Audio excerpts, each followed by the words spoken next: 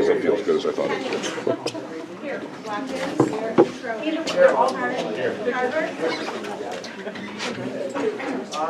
Item 3 is we're going to have a discussion of the building we're sitting in, as well as fire and EMS building needs.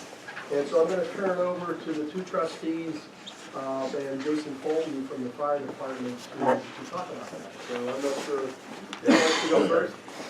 I'll start. I just have a quick introduction. I'll try and keep this short because we have a fairly full agenda. And much of this I went over at last year's State of the Village. So for those of you, I can project. That's all right. Here, why don't I stand up? A mic would be good. Can you hear me? A mic would be good. Oh, is that better? I can. All right. So as some of you know, this building was built in the 70s. Aside from some fairly small updates, it's remained mostly the same. Most notably when our EMS department switched, and then again when we moved to 24-hour paid staff, there weren't any major updates that were done. So a couple of years ago, we began to investigate the different ways that we could expand to fit the growing needs of those departments. And after a fairly long and detailed collaboration between the fire and EMS department heads and our architectural consultant, we came up with a plan for a renovation that, as some of you may recall, was going to cost about $1.6 million. So after mostly the financing options with the towns that we consult with for EMS and fire protection, we realized that among us, none of us could really expect our taxpayers to foot that kind of a bill. So ultimately, what we decided to do was to basically bring it back to the drawing board, assuming that $1.6 million was big, way too big, and also realizing that we've been approaching it from basically an all or nothing kind of a standpoint. We need to go big, do the whole thing all at once. Sorry, I'm not very good with microphone. And that in doing so, we had sort of lost track of the immediate needs of this building and some of the closer renovations. You know, our EMS staff share an office with some of the line officers in the fire company, and it's just very close quarters. This building was, and Jason and Rachel will get into this more, but this building was meant to serve just a fire department. Really, we have expanded beyond the capacity of this building already, and we expect to continue to grow. So our approach more recently has been to focus on the more immediate and necessary pieces of that project, and hopefully to pursue options, or at least explore options that will allow us to make those bigger steps in the future. But I'll leave it there and turn it over to Rachel. And you want the microphone. She's definitely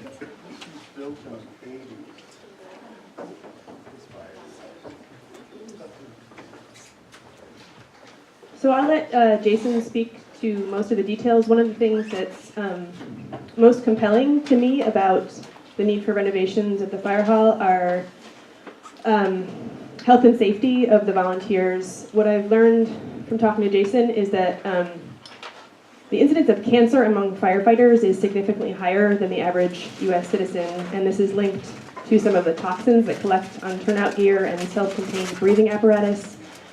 And this is more of a problem recently because of modern building materials, finishes, and furniture that you'll find in homes and buildings.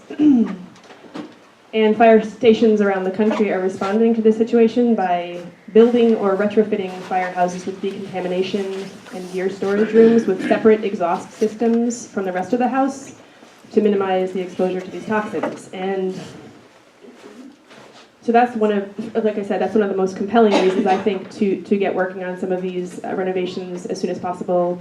And Jason can speak more about the needs for other renovations or maintenance that the firehouse will need. He's been working with a company that built this building back in the day, and I believe we've come up with a sketch plan which can be used to generate some very rough estimates that the board can review and see how and when we can move forward.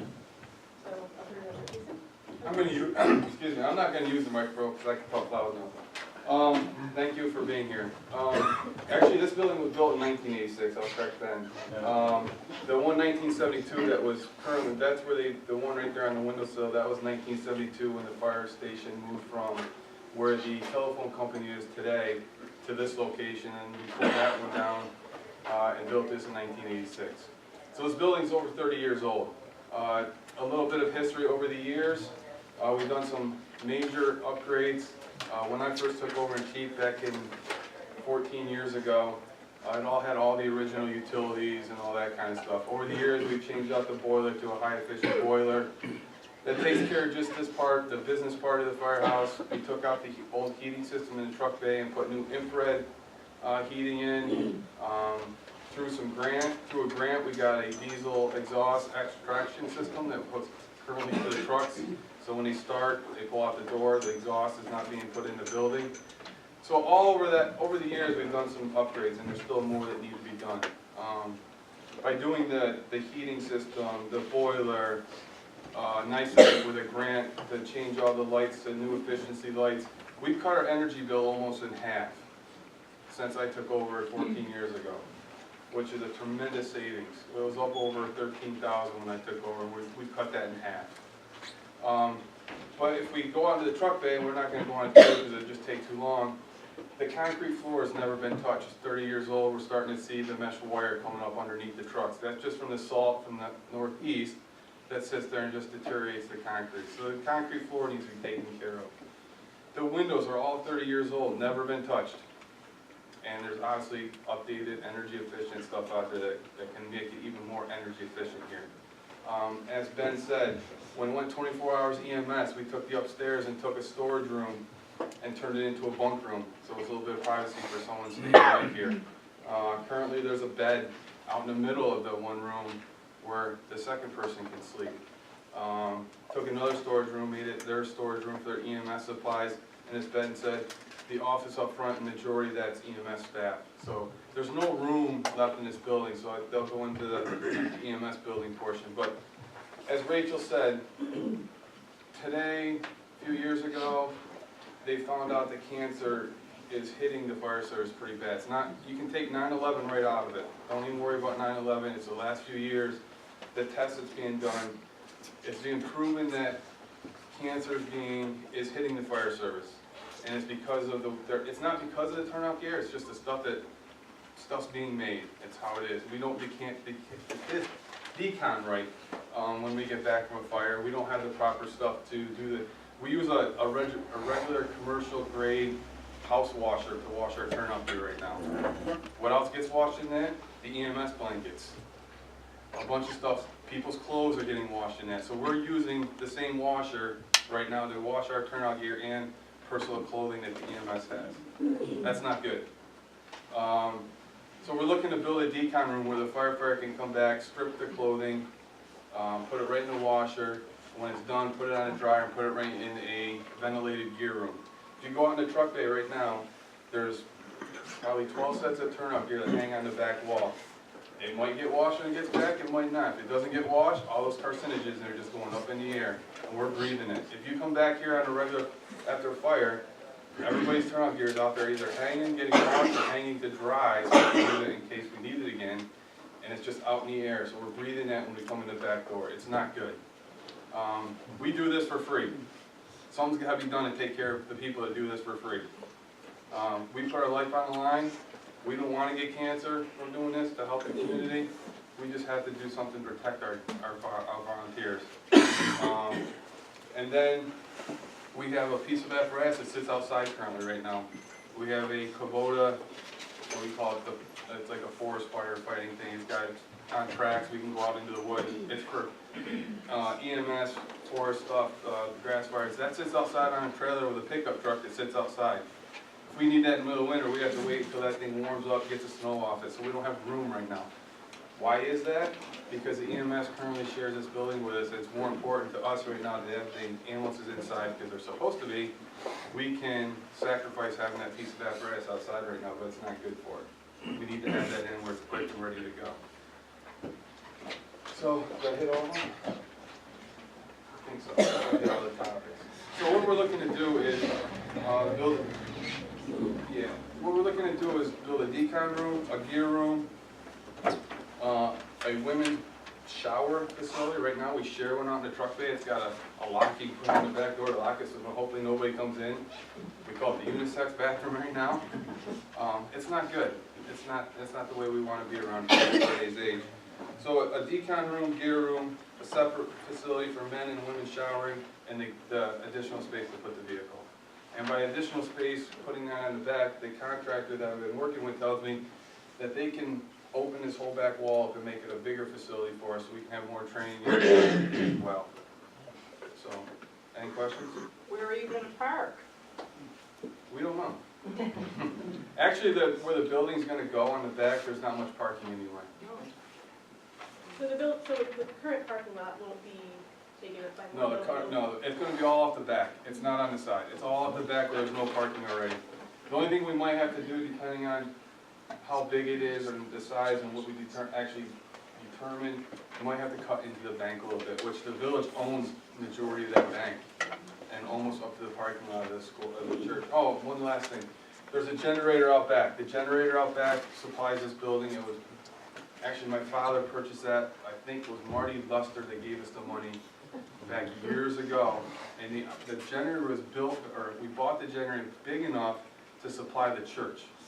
So in case there's something ever happen here, we have this facility. They have a large kitchen at the church where we can provide power to the church, where they can prepare food or anything if they have to. And I hope that still is the case. I hope we can do that, because the plan is to possibly move the generator onto the side of the building. The main electric service is right there where that TFT sign is. We can put the generator there. It's a shorter run to the church to supply the church. Do we still, have this place to come if we don't have heat? Yeah, the generator's up and running, yes. Yeah. In a major disaster or something, yes. Does this upgrade include accommodations for the EMS? Because wasn't there a conversation at one time about building an additional building to support them?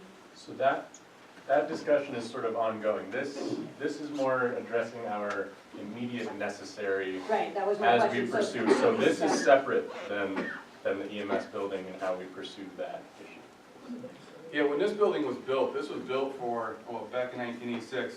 The trucks are smaller. We didn't expect 24/7 EMS because it was going so well then with volunteers. It was built to what was here before. Now it's just getting we're outgrowing it. Can I just find out, when was it that we went 24/7 EMS? 2000, no, it was earlier than that. 24/7? 24/7 might have been not that. Yeah. When it originally started, it was 2001, right around there, I think. But that was only 66. I couldn't tell you the date, 2000, or 24/7. It wasn't, Not 24/7. Paid EMS started in 2000, 2000. and then from 2000 going forward, it was always the desire to fill in shifts with existing volunteers. So there was never a decision made that we're 24/7 because we want to be. Are we looking at that and reevaluating whether that's even necessary before you go kind of switching gears, going toward the full-time EMS with a new facility? Because that's, of course, going to be additional tax burden on the community if you decide to go with another full facility somewhere other than here and two paid EMS. So we do our best. Every week we fill out a schedule, or that rather than our EMS manager, Brian Snyder, does.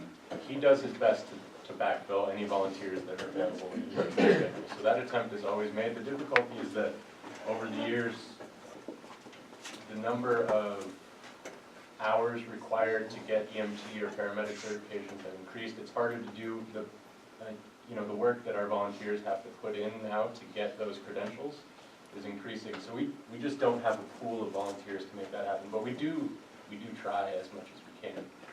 Just a point, this isn't here to discuss it, but I, as a volunteer, and I know other volunteers that are EMTs, hesitant to sign up or to help, because if there's a chance that you go on a call at 3 o'clock in the morning or 4 o'clock in the morning and have to go to Interlaken, well, guess what? 9 times out of 10, that person wants to go to Geneva. So it's a minimum 3-hour turnaround. So if you have a job, you're not making your job. you're not making it get there and work on time. So that scares. That's a pretty extreme case though, right? Oh, it happens more than you think. It happens. Do you have a more than right to deny them?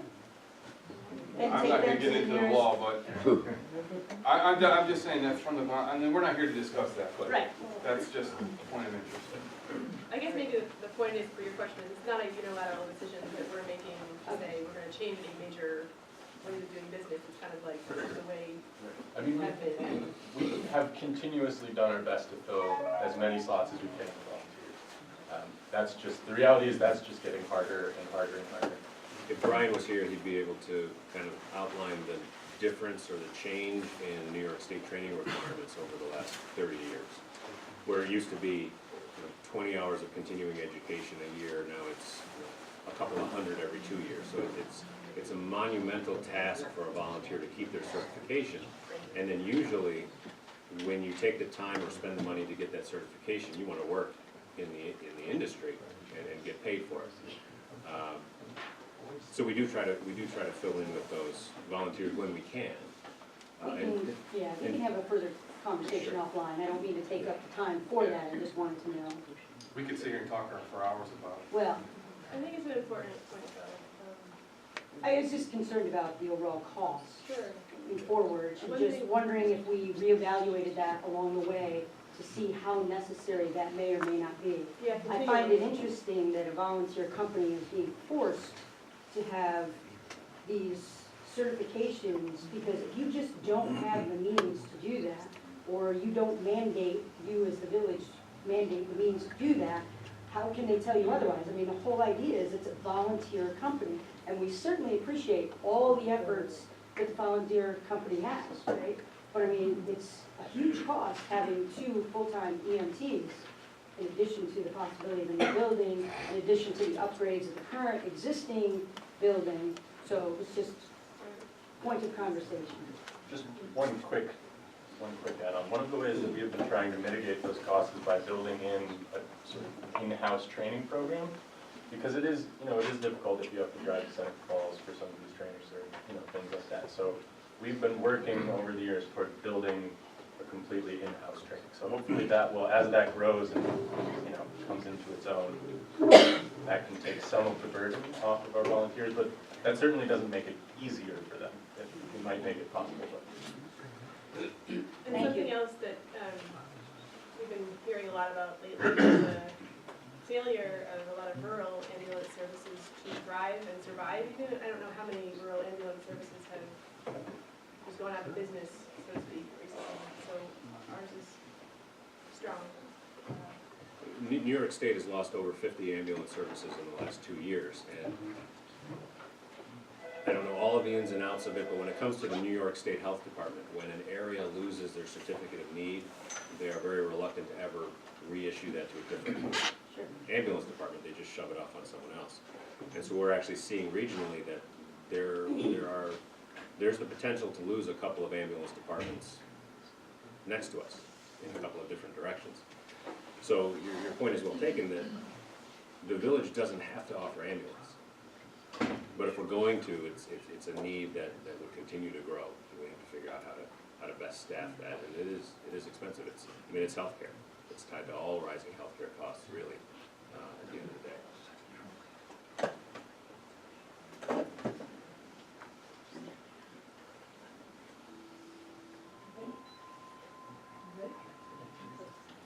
So any other questions on EMS and fire, building wise? I think it's worth mentioning as well, in case folks are unaware that I don't know, maybe you can mention this, we share the cost of our services, fire and EMS, with Town of Colbert, Mecklenburg, Ulysses. and Ulysses. So it's not just village residents that are paying for all of these items.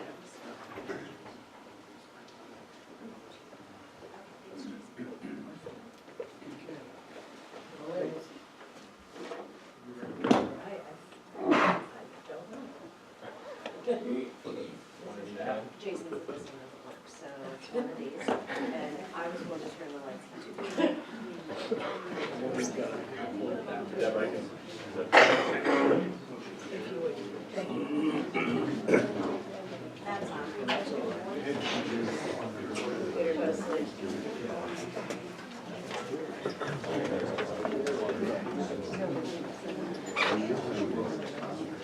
So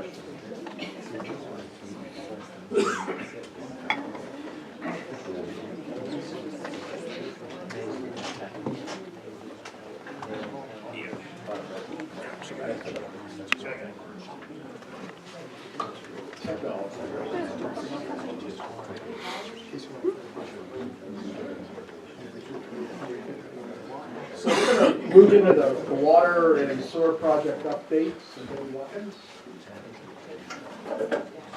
We can get the technology to work.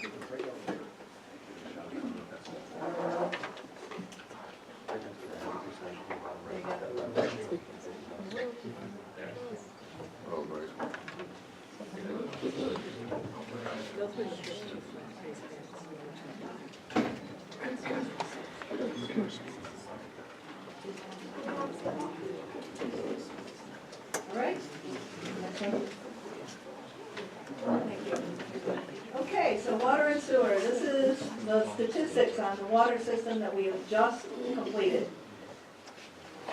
Substantial completion means that it's substantially complete. There's a couple of things open, which we'll talk about in a minute, but the water system is substantially complete on the 25th of October of this year. The total cost was $5.4 million. I wasn't using, oh. Too far away. Okay. The total cost was $5.4 million. We received grants in the amount of $2.64 million, which is 48.8% of all of the total cost, which we should be very proud to have obtained that much. So the remaining balance that is being paid for out of your water bills is $2,760,000 over the next 40 years. But it's zero interest. We also got zero interest on that. What we have remaining on this project is we're looking for a portable generator for the water system. Right now, we're out to bid for that. And the last piece of the accounting, because we have a memo of understanding legal with state parks, because that is our second source at this point, that has not been completed, but it is almost complete. Ongoing around the water system, obviously, is equipment maintenance. Every day, the water system daily needs to be physically checked at each location. There's preventative maintenance that goes on. We're checking chlorine levels and all of the tank mixers. And that's pretty much the water system. Now we're moving into the sewer system. The sewer system was complete, substantially complete, February 20th of 2017. There we go, sorry. The total cost was $6.5 million. We received a grant of $1.6 million, which is 24.6%, almost 25%, which is about standard for grants. So we did okay there as well. We have a zero interest loan out there for a bond for $4.9 million. Remaining, there are still a few things remaining. The building prep has been completed for electrical and mechanical for the new belt press. This was ordered over 6 months ago, and we're expecting the factory delivery of that this month. This will be completed, is expected to be completed and installed by the end of March. We are also putting new doors on that building. The doors were in bad shape, and now this is the opportunity to make sure the building will last for years. Next. So, for the sewer system, the ongoing things that are happening is that we actually subcontract to Camden Group to manage our sewer system. The daily maintenance of the plant is checking on volumes, chemical application, preventative maintenance. Ongoing around sewer is infiltration, discovery, and remediation. So we know that we're getting water into the sewer system that shouldn't be there. The next steps are around this, as we have already done some testing, is to repair the clean out caps and raise the manholes and you can read what these are, and nobody really cares, I don't think. But at the end of this, we'll do another test of wet weather and continue looking for those high spots of where there's a lot of water getting into the system. I added drainage this year because it's been a big topic, and we have contracted with MRV to start mapping out our stormwater drainage. The northern portion of the village between Maine and East Seneca have been walked and started to be documented. This, because of weather, it couldn't continue at that point, so in the spring they're going to be doing, they're going to be continue the walkthroughs and identification of the drainage, existing drainage and infrastructure. When they're through, they will provide us with a stormwater map, and we'll be able to take the next steps on whatever we need to do around drainage.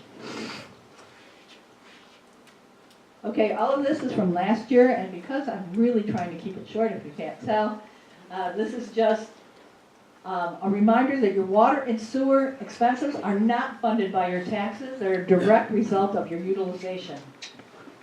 And there are certain things, you should use your sewer system as a sewer system only. It's not a receptacle for diapers, rags, and it depends, and either, or disposable wipes. That's it. Okay. If you want to save some money, low flow toilets. A drip a second can cause you 5 gallons of water a day. Reuse your towels, don't wash them every time. Keep your shower under 5 minutes and save 100 gallons a month. Soak your pots and pans rather than running the water as you're scraping them. While you wait for hot water, collect running water to water your plants. Now, there's a website on here that will give you other suggestions. Everybody has their own preferences, but there are ways to conserve your water. Next, the Department of Public Works, that's who's behind all of this. And they do many, many things. They ground maintenance, all of our building maintenance, including the village office, mulching, sidewalks, water main breaks, snow removal, paving prep, community support requests like the Festival of Lights or banner hanging.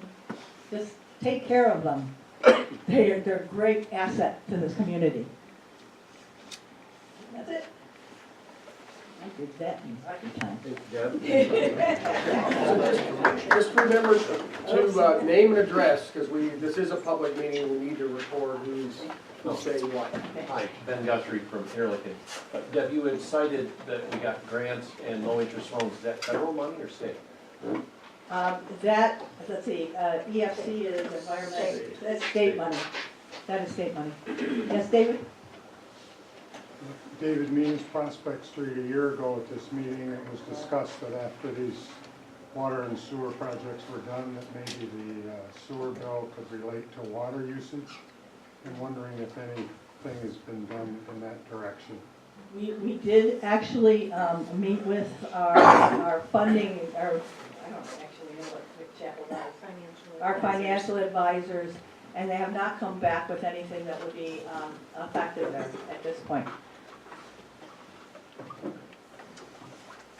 Nathan Shear, Pennsylvania Ave. Why does the village pay for snow removal of sidewalks if there's village ordinance to keep your sidewalks clear? The village pays for sidewalk removal, plowing sidewalk, if the sidewalk was created through grant money. So if it was part of the Main Street project, if it was part of the project that is currently underway for new sidewalks, it is part of that project that the village continue maintenance. That's how we get the grant money. Anything else? Yeah, Jules. Yes? Yeah, Sorry, Jules Bergevin, number 3 Halsey Street here in the village. Debbie, that was great. That was an excellent presentation. Thank you. You mentioned that 6.5 million was the total on the wastewater and 1.6 mil on the grant, which is 25%. And then you mentioned 4.9 at 0 interest on the loan. Yeah, how do you pay off the loan? I think you said in the water system, there's 2.7 million out of the water bill, and that's paid for out of the water bills. Are we paying for the new wastewater balance there, the 4.9 at zero interest? How do you pay that off? That is also in your sewer part of your water bill, Okay, thank you. okay? Dolores? Okay, no, sorry. Stand up, please. Nancy Compey, 7 Seneca Street. Sorry. Back in the spring, I sent a letter to the board about my water issues in my backyard. And the only thing I did receive was some comments from Tammy that it was under investigation, and I just wanted to know if that's part of what you were referring to, if it's still something that they're researching. Is that what you're talking about when you talk about the storm drainage? Because obviously, my concern is there's just no place for the water to go. And I get this big pond in my backyard, and I just want to know if that is still in the works, something to drain more into the streets and such, or is this a personal problem that I have to continue to deal with? There's two answers to that. Okay. Yes, it is under investigation, meaning that we're doing a walkthrough, we're trying to get a baseline of what the village looks like today. We don't even have that. Once we have that, then at some point in time, we'll start to make decisions on what we will and won't support. Okay. The status today in the village is if you have water on your property, that anything beyond the public right of way is your responsibility. Thank you. Okay? All right, that's it. Okay. Thank you.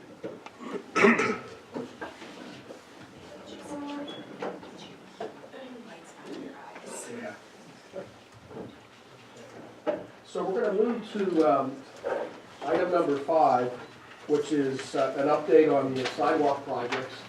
So we did get a grant from New York State DOT, which is actually federal highway money, so sometimes state money is actually federal money, to do 3 sections, 2 in the village and 1 near Smithwood / the fairgrounds for a sidewalk as part of the town of Ulysses. And Debbie's right, all these grants require us to do the maintenance of that forever. And so for replacement, for snow removal, that's part of the grant. So when we sign up for it, we knew if we do this, we're gonna have to do that. And in terms of the Main Street area, if there were sections that weren't part of the project, but there were other things done, you're not gonna stop and leave 100 feet. So there's some sections on Main Street are being plowed that weren't originally part of the sidewalk project. We were, because of the costs for construction, we were able to do about 2/3 of the project. And part of the project that didn't get completed, and there's a few minor repairs that you'll see that will get done in spring, was a section of South Street from Schoolhouse Lane to Tamarack. The village board, there was some leftover money because there wasn't enough to do the whole thing initially. DOT allowed us to use that money, it's about $140,000, to help complete the rest of the South Street project from Schoolhouse Lane to Tamarack. The village board has entertained funding the additional costs for that. And so the contractor, Nelson Streeter, will probably be mobilizing sometime toward the end of February, probably starting construction sometime in mid-March. It'll take 7 to 10 weeks. They don't expect it'll take all 10 weeks, but their contract allows them to do 10 weeks to do that. So there's drainage work that's in that section. There's obviously prep work that have to do with that. So that section will be completed. We'll be able to have the complete walkway on that part of South Street, at least to Week Street, with new sidewalks. And we were lucky to be able to get that grant. There weren't very many given in this section that goes from Syracuse to Ithaca. And that paid for 80% of the project up to this additional part that now the village is taken on to complete that. And we think it's a very important part of that, and a big safety issue being able to complete that. So are there any kind of questions? I just wanted to give a quick update on that. Yes, Sarah? Yes, Sarah Adams for Fall Street. Marty, with the addition of all this new sidewalk to both Sure Save, I believe you said, as well as South Street, and it would be the village's job to maintain those and provide snow removal, things like that. Are you going to have to hire an additional staff, DPW staff, to do the snow plowing, for instance? I know maintenance will be down the road a ways, hopefully, but in terms of snow removal. Thank you. We've been, I guess, taxing our DPW staff over the years, and we're probably getting pretty close. We're in the time we're starting to develop budgets, and I'll probably let Debbie, if you want to comment any further on that, but I'll put that on her. I think that we're looking at reevaluation of what's going on in the Department of Public Works, and it is very possible that we will have to add headcount. Because we did have a half-time employee finally retire, and so we're a half a person down already from that. Okay, other questions on the sidewalk project? All right, so then I'm going to turn it over to Rachel Kennedy to talk about the Clean Energy Community Initiative.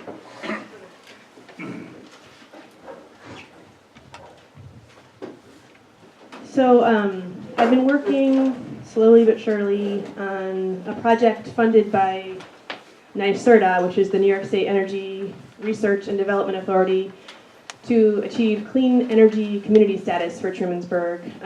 The program is an incentive-based program for municipalities to use toward energy improvements and clean energy projects. And so how it works is the village needs to complete 4 high-impact items from a possible 10 laid out by NYSERDA, and then at which point we become eligible for a grant to be used toward additional clean energy projects. And once we complete the 4th item, we'll be eligible for a $50,000 grant.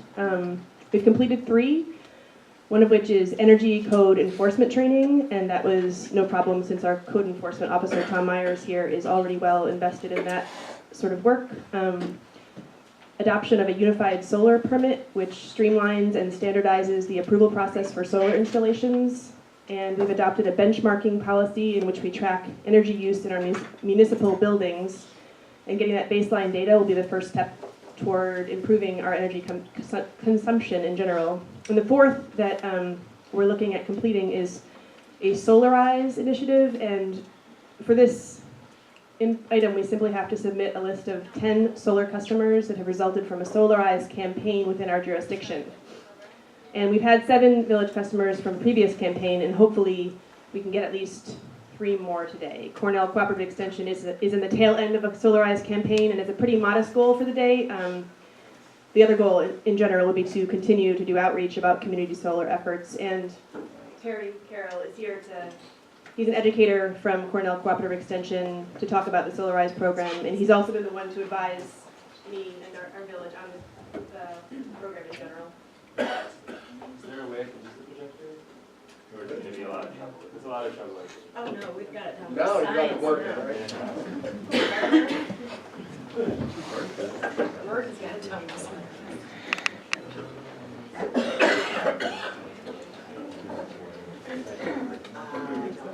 Rachel, Yeah. I got a question. There's no. Did you list 4 items All right, on that I'll just NYSERDA speak. application? Yes. What were they again? Code enforcement training, adopting the solar permit, Solarize And the campaign. benchmarking is basically just Benchmarking. tracking the energy use in our municipal buildings. Thank you. All right, fantastic, thank you. So thank you, Rachel. I had a presentation, but I don't think I'll be able to hook up my computer, so I'll just try and, and answer as many questions and talk about this. And it might be a little bit confusing, but I have some paperwork with me. I'll leave it here, and if you want to check it out and grab it on your way out, you can feel free. Oh, and I might even try this. No, I know, it's fine. Yeah, of course. So Rachel's absolutely correct. Trumansburg's been working on this Clean Energy Communities project for a little while now. I think I came and I presented to the board in September or October of this past year, and we started on this work. Because Tom had already gone through the code enforcement training process with Ulysses, which is a clean energy designated community already, he was able to easily pass that requirement for this grant as well. Just checking it. Can you speak up as well? As Yeah, absolutely. I can be as loud as you'd like. My specialty. I think this is in, so if we want to try and do this. So, we originally thought we had this in the bag. We thought that Solarize was a no-brainer because of the Solar Tompkins initiative that had run back in 2014. Unfortunately, when I got that list from the Solar Tompkins folks, they had included all of the addresses that said Trumansburg, but only 7 of those were actually in Trumansburg. So we are still looking for 3 to come through.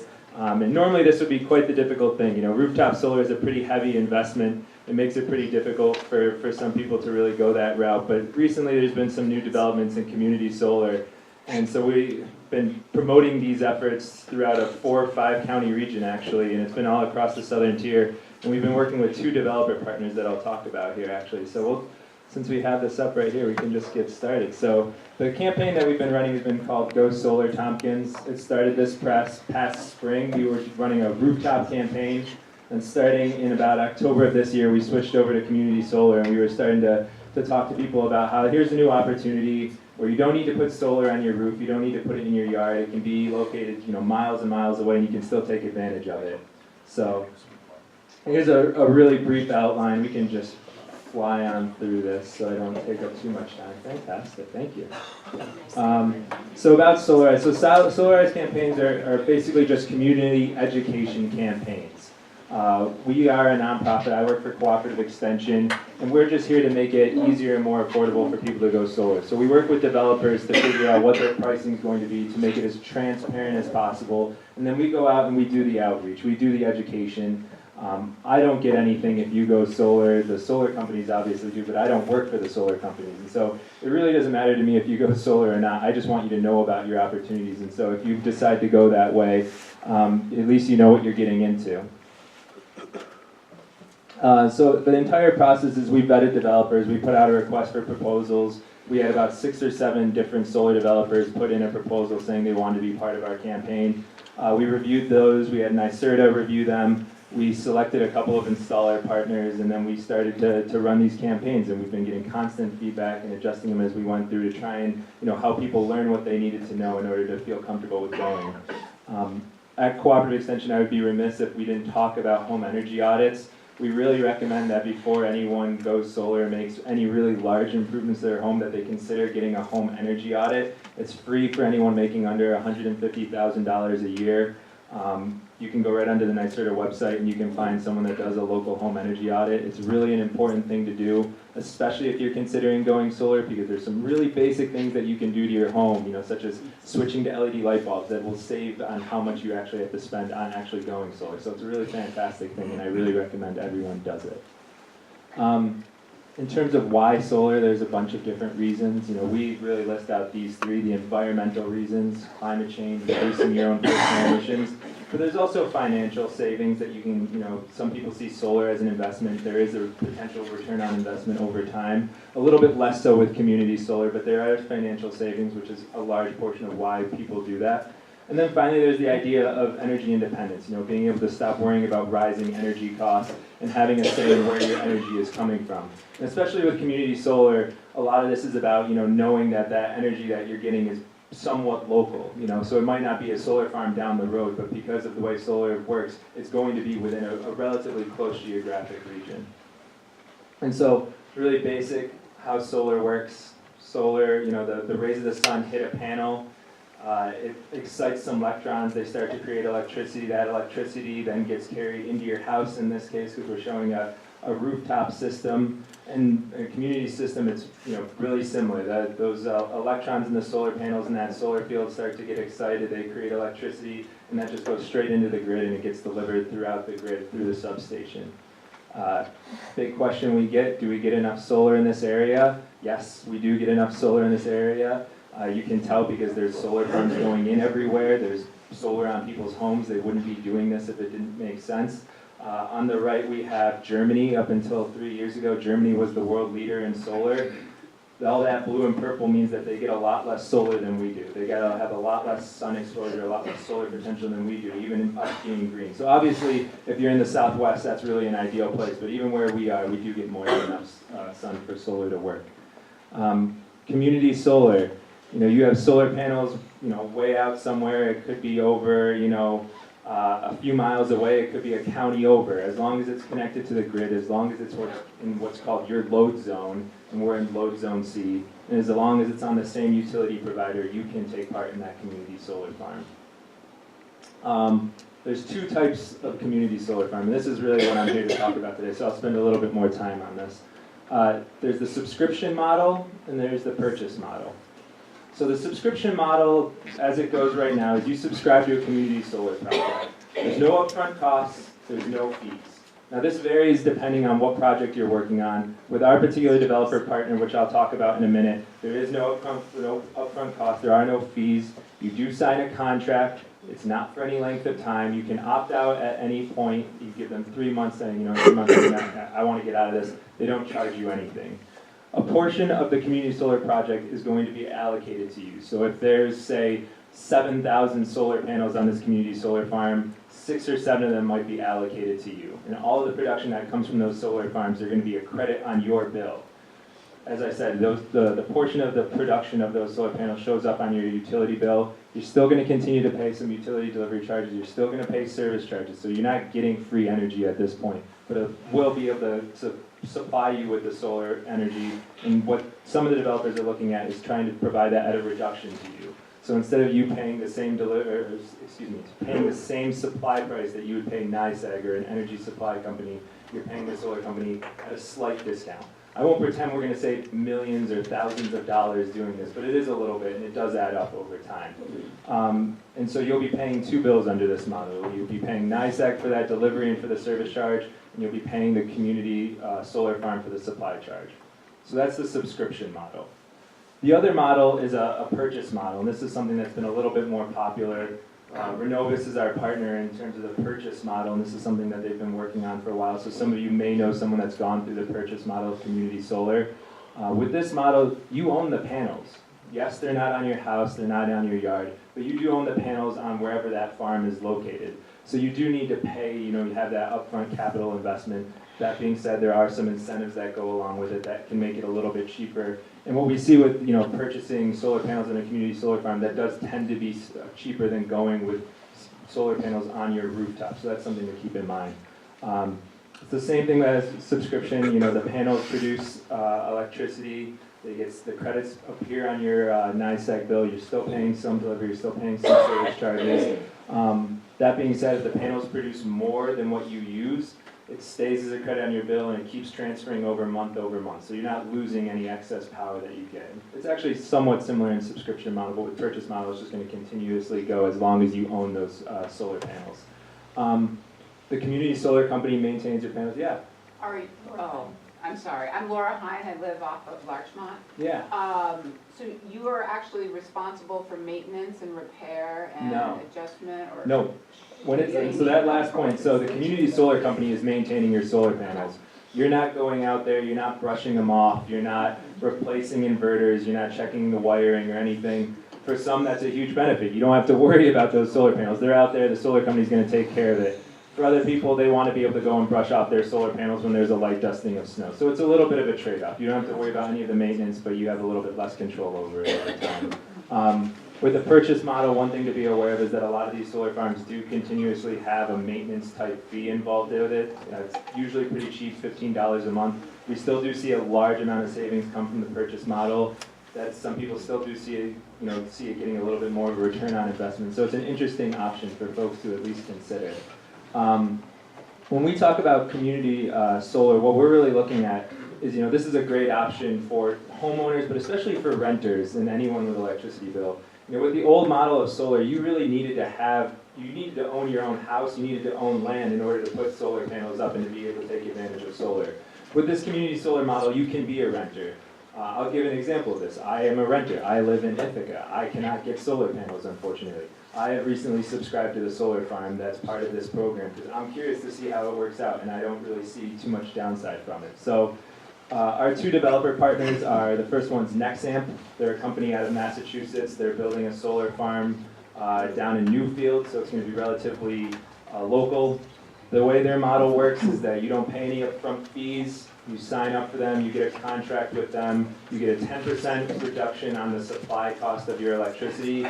In practice, what we think this is going to end up looking like is probably a 7% reduction on your electricity bill. So if you're paying $100 in just electricity right now, it'll probably come out to $93, $94 or something in the future. Like I said, it's not a crazy amount of savings, but you do get that good feeling that you're buying your electricity from a local renewable resource. Our other partner is Renova Solar. I'm sure many of you are familiar with them. Local company, they're doing fantastic work. This right here is in the town of Ulysses, so many of you might even be familiar with this solar farm. They're running the purchase model. They have some fantastic pricing. I have sheets in my bag right now that I'll drop off on my way out. You can check it out. It breaks down both solar models, what it's going to cost to go with Renovus and what the subscription model looks like. Some of the questions that I get pretty frequently is, what if I move? I hope none of you move. Trumansburg is fantastic. But if you do move, as long as you're staying within that same load zone, and this is the load zone here, the C, that outline that's in the teal color, as long as you move within that area, you can keep that solar farm, you can keep those credits. If you do decide to move outside of that area to another part of New York, or if you do move out of state, you have a couple of options. So with community solar, with the subscription model, the Nexamp model, you just end your subscription. It's as easy as that. Maybe wherever you move has community solar, you can join on there. With the purchase model, with the Renovus model, it's a little bit trickier. You're going to have to find someone to buy out those solar panels that you purchased. Renovus has said that they will work with consumers that have purchased the solar panels to help resell that portion of their solar farm. And they're a local company. I've known them for a while. I trust them in that claim. So it's probably worth having a discussion though. So if you're planning on moving in 5 or 6 years, that purchase model of community solar might be a little bit trickier. But if you're deciding, that you're probably going to stick around here for the next 15, 20 years, definitely think about it. And then lastly, so the next steps, the way this really works out is if you're interested in this, you can sign up to get a free assessment of your utility bill. You can say, I want Nexamp to do an assessment, I want Renovus to do an assessment. Both of those companies will contact you. They'll run you through this process. They'll answer any questions you might have that I'm unable to answer today. And then at that point, you can decide whether you want to sign a contract with them or whether you think this is all just a load of malarkey. So easiest ways to sign up, there's a website, renewableny.org. I also have some paper copies right here that you'll be able to fill out, and you can either send to Extension, or if you want to leave them here, maybe Rachel will collect them and I can come by and pick them up sometime this week. If you have any questions, my colleague Annalise runs this program. I'm filling in her stead today. She is fantastic. She knows a heck of a lot more about community solar than I do, and I'll try and answer any questions at this point. But the last thing I'll say is this is, the reason we're really doing this is because we're trying to get 3 more people to think about signing up for one of these options of community solar, so we can try and finalize this portion of the Clean Energy Communities program and go out for grant funding. We're also looking at other options to fulfill that final high impact action item. So this isn't the be all end all, but if you've been considering solar for a while and you just need that one little push, maybe this is that push to get you to help out the village and see what we can do with $50,000. So does anyone have any questions? All right, I'll work my way back. So we'll stay here. Sean Taylor, on South Street. Yeah. Do you need us to participate with just one of those 2 companies, or? Yeah, so the way this community solar campaign is, or the way the Solarize campaign is working, because this is the campaign we're running, you need to go through one of those 2. That being said, if you're thinking about going with another model, by all means do it. I love that people are going with solar, any option that they can. So definitely consider it. I'm not. Yeah. Mark Knapp from Rose Street. Nexamp, when will they be up and running? So we've been told June. Yeah. Yeah, you're right there. Yep. Nope. Me? Yeah, oh, you. Okay. I'm Jessica Jordan on 104 West Main Street. What is the free audit Yeah, the free energy audit. Essentially what that involves is you'll get what's called a building performance inspector, a BPI certified inspector come to your house. They'll do a blower door test. They'll look at they'll have a thermal camera. They'll go around your house and they'll be looking for air infiltration, lack of insulation. They do a lot of health and safety tests, which is really important, especially in this heating system. So if you have an old furnace that's not burning so efficiently right now and producing a lot of carbon monoxide, they'll be testing for that as well, or blowing out a lot of particulate matter. And they'll go around and they'll see how tight your house is, how well insulated, and how energy efficient it is, and then they'll give you some recommendations. Some of them will be DIY, some of them will be things that will cost some money. Where do you find, or how do you get them to come? So there's a few local companies that do this. I think Halco, Snug Planet, Insulation Man.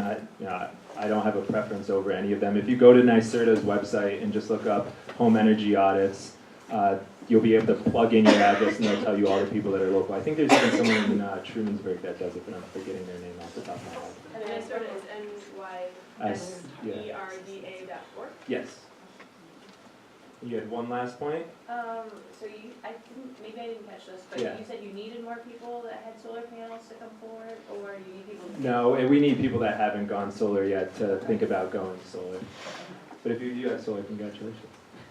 Yeah. A couple questions. I don't know if I can remember all my questions, but Okay. that's another issue. Please. But, John Hertzler from Ulysses, I'm sorry. Thank you. I have stakeholding in the village, but I live in Ulysses. The question about, now you've done it to me, Marty. Sorry.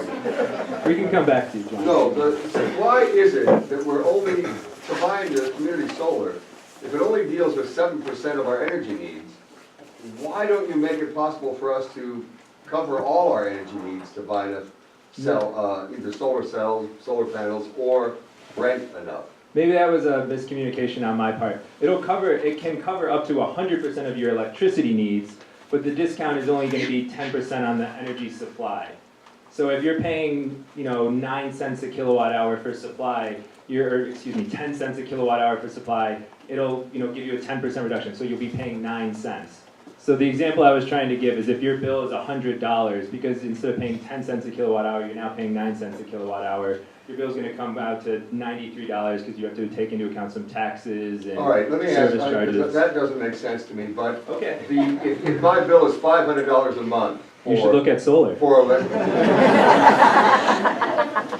The estimate from Renovus was $70,000. I don't make enough money for the tax credits. That's a different issue. That's important. That's why community solar exists, subscription models. Check it Right, out. but how much, if my bill is $500 Yeah. a month for electricity Okay. in the winter, Yeah.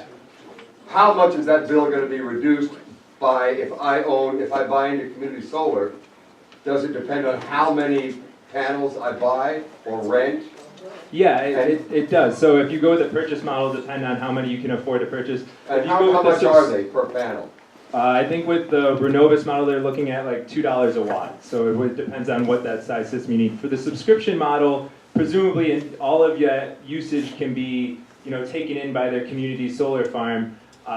I will be honest with all of you, I wasn't the best at math at school, so please call the company and actually talk to someone that's a professional when it All right, comes but to that's this the stuff. kind of response I've gotten every time I ask the question, and it's confusing, and I need somebody. Are you from talking to the companies? Yeah, oh yeah, well, I talked to Renovus, Yeah. yeah, they gave me the estimate for standalone, Okay. but I'm talking about community solar now. Yeah. Secondly, where was that farm? That was not the grassroots adjacent area. Yeah, right? it is. Yes, ma'am. Oh, okay. Yeah. Chris? So, I have Name, gone address, please. Chris Kale. Thank you. I also live in Ulysses. I also have some stakeholding in the village and am here for that reason. Have been to some of Annalise's Yeah. presentations, and she's all good with me mentioning that I do work with Delaware River Solar. Yeah. And Delaware River Solar is putting several small solar farms in Tompkins County, including not the one that's controversial, but one in Dryden, one in Enfield, and one in Newfield. And Delaware River Solar is also in this program of yours and vetted, just simply Not I in this don't know, region, the way the yeah. governor runs his contests, you have to only pick two. So Yeah. they had to only pick two. Actually, Ben and I have been working with some folks from Solar Seneca, who did the 7 municipalities in Seneca County for their solarized program. And we have a meeting on Tuesday, and we are, very interested in offering, in some cases, better discounts than you would get from NextAmp, particularly for the, for the subscription model. But it is certainly, get those three first, and then maybe then we can talk after that. So it's another option for. It's another option. And I'll say, definitely do your due diligence. Talk to a couple of different people. Don't just talk to Renovis the next time. Talk to Delaware River Solar as well. See which one will work out for you. I mean, we'd love to get 3 people to go through this program, but if we don't, it's not the end of the world. I just love seeing people go with any solar option. Yeah. I'm Allison James, Prospect Street. I just wanted to add a little more information. I had a home on Tamarack and I put solar panels on the roof. I had 24 panels and it paid for all my electricity for the entire year. And what happens is when you go over is NICEAG once a year gives you a check. So it doesn't keep accumulating. Yeah, they've recently changed that, unfortunately. No longer giving you a check, they're just having those credits roll over indefinitely. With the lights then. Yeah, or buy an electric car if you have a lot of excess, or something. Any more questions? Question. Okay. When we came to the village in 1968, about 1979, 1980, we put a solar system on our home for hot water. Yeah. There was nothing like it in the village. Yeah. Nobody had anything like that. Okay, and we moved along, it broke down, we took it off, it flooded the room. I mean, it was an early system with a really nice young guy who was trying it out. Trying out how to do it. Now we have a plug-in electric car, and we need a small system to go on our roof. We charge the car every day. Yeah. And we get 60, 70, 90, 120 miles to the gallon on the electric system with a Prius plug-in. A new one, we leased it. Yeah. Is there a system that we can contact a person, would it be Annalise, to put in a small solar system just for the automobile on our house? Yeah, it's worth talking to a couple of the local installers that do, on-site as well. So Renovis does some on-site, Tatum Engineering, Halco, Twin Tier Solar and Wind. The one issue you might run into is that with the smaller systems, like if we're talking about 2 kilowatt and smaller type systems, which might be the case, they do tend to add a premium because they don't like doing such small systems. But it is worth having that initial conversation with them and seeing if that's something that might work out. Thank you very much. Yeah, of course. Barbara Novobrovsky, Strobridge Street. Yeah. I had an evaluation by Tatum Solar a while ago and was really impressed by them. I have room on my roof to put panels, but I think they also were going to open a community field, and they were really quite impressive. So that's another possibility to check out. Another fantastic option. I know they've been working with NICEAG to get some customers for that solar farm, so another one worth checking out. Like I said, I don't really care who you go solar with. Just think about it. At least explore it as a potential option. Yeah. I heard that Trump is going to impose tariffs on the importing of solar panels. He did. Is that going to affect us in any way? Yes. I mean, The short answer is yes. We're likely to see prices go up for people that decide to go solar in the short term. Long term, no one really knows. They're 4-year tariffs and they decrease every year. From what I understand, a lot of the local developers and the people that are building these farms, they've already stockpiled solar panels in preparation for this. So in the very near term, maybe not so much later this year, you'll definitely start to see some increase in solar panel prices. So if you are thinking about going solar, not necessarily through either subscription or purchase model, but if you're thinking about putting it on your own house, sooner is probably better. Yeah, John? Just a thought about that. Yeah. I know Renovis gets all their solar panels from China. I don't know about Tatum or Delaware or any of the others, but I asked that question when Renovis opened up. Yeah. And they said if we tried to buy our solar panels from an American manufacturer, the cost would be unbearable for anybody below the 1%. So I hope somebody is acting upon that. for us because it's Yeah. impossible without it. And so solar panel prices have come down pretty tremendously in the last couple of years. There are some made-in-America panels that aren't as expensive these days, and if you talk to different installers, I think all of them do offer made-in-America options. They're typically more expensive and they get a lot less interest in them, so they don't advertise them as widely. But if that's something that you're interested in, yeah, definitely mention that you're looking for made-in-America panels. And Terry, there's also imported panels from other places. Yeah, exactly. Singapore, Brazil, I mean, Yeah, Canada, there's a so- lot of other, Mexico even. I thought I saw one more question. Yeah. Sean Taylor again. Would you advise choosing the purchase model instead of the subscription model with those upcoming costs? Would that? At this point, I don't think it, I think it really depends on the individual and, what your lifestyle is, how much you're using, whether you're gonna stick around in the area for a while. There's a lot of factors to consider. If you wanna talk them over, please, contact Annalise. She can walk through some different scenarios. The thing that I really recommend to people is to talk to 2 or 3 different installers, see what your options are, and then, sit down, evaluate them, and decide if this is even something that you wanna do. And, all right. Paula Oregon, 355 Pennsylvania Avenue. My question is actually for Rachel.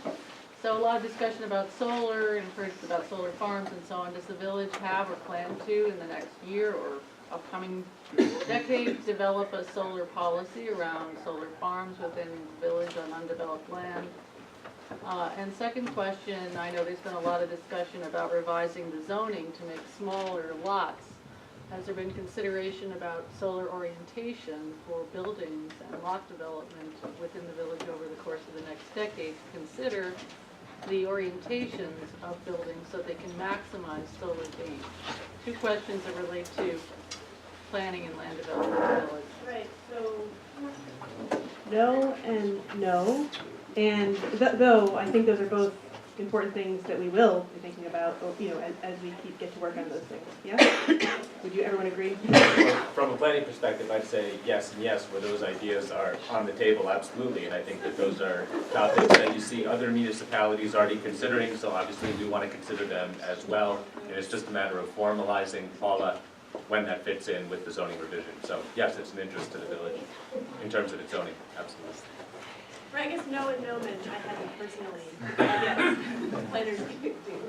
All right, John, we'll make you the last question. Oh, thank you. Rachel, one of the 4 points you said regarding the NYSERDA grant for Clean Energy Community was adopt a unified solar permit. Right. Is that what we're talking about here? No. Okay. That, and I guess Terry can speak, or maybe Tom Myers can speak more about it. It just means that it's a standardized process. Instead of having every municipality have a different permitting process, it's a New York statewide permitting process that just kind of streamlines. It's just for residential solar as well. It has nothing to do with the large-scale community solar farms. Under 24 kW. All right, well, thank you all so much for your time. Like I said, I'll leave some paperwork up at the front if you're interested in this. Please check it out, visit Renewable New York. And thank you for your time.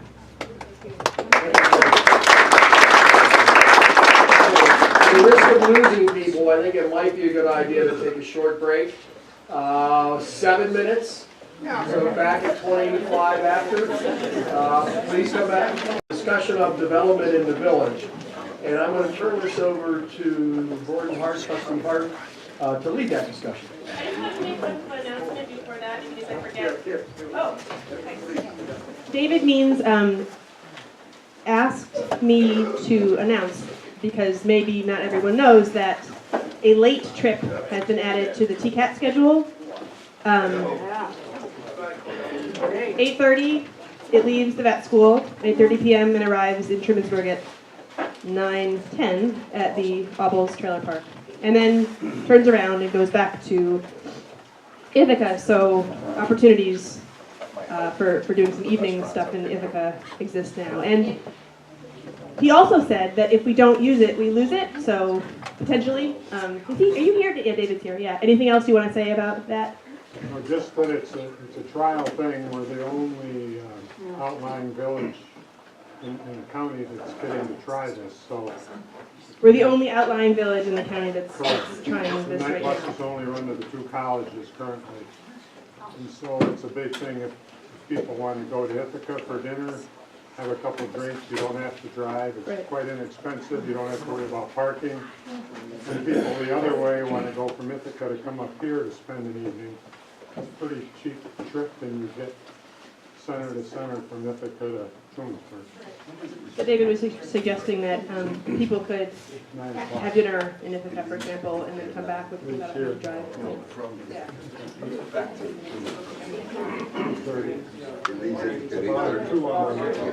I'm not sitting up here because that I'm in love with Rachel and Tom, although I am in love with both of them, actually. I sit up here because I'm hearing impaired. So if you're in the audience, when you speak, would you stand up, please, so that I can hear you? There's other hearing impaired people here in the audience as well.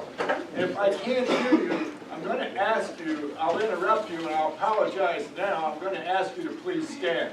Thank you. I would just like that whole thing repeated. I have no idea what she said.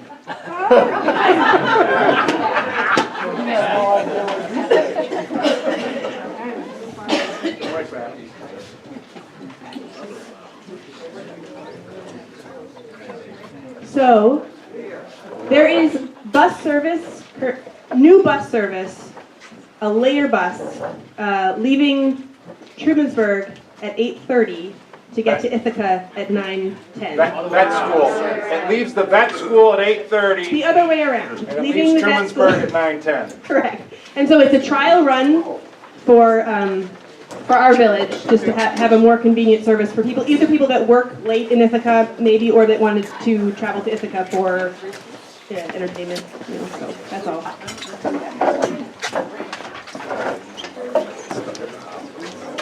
All right, good morning. I'm going to pass on the microphone.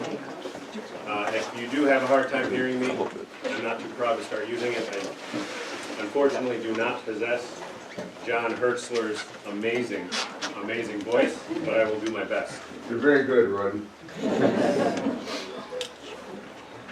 When Marty asked if I would do this portion of the presentation, I wanted to try to figure out a way, how do we... I think you gotta use the microphone. Your voice drops off.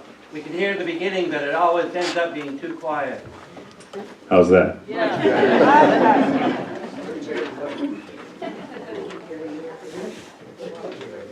So when Marty asked me if I would do this portion of the presentation, I wanted to try to figure out a way to allow us to speak about the elephant in the room without dwelling on the elephant in the room too much right up front. So what I've decided to do is try to take a step back and look at development in the village throughout its history leading up to the present. Zoning laws came about in the late 19th, early 20th century, and it was, I believe 1907 was the first of the court cases which established that municipalities do have the ability to start to govern land use of private individuals.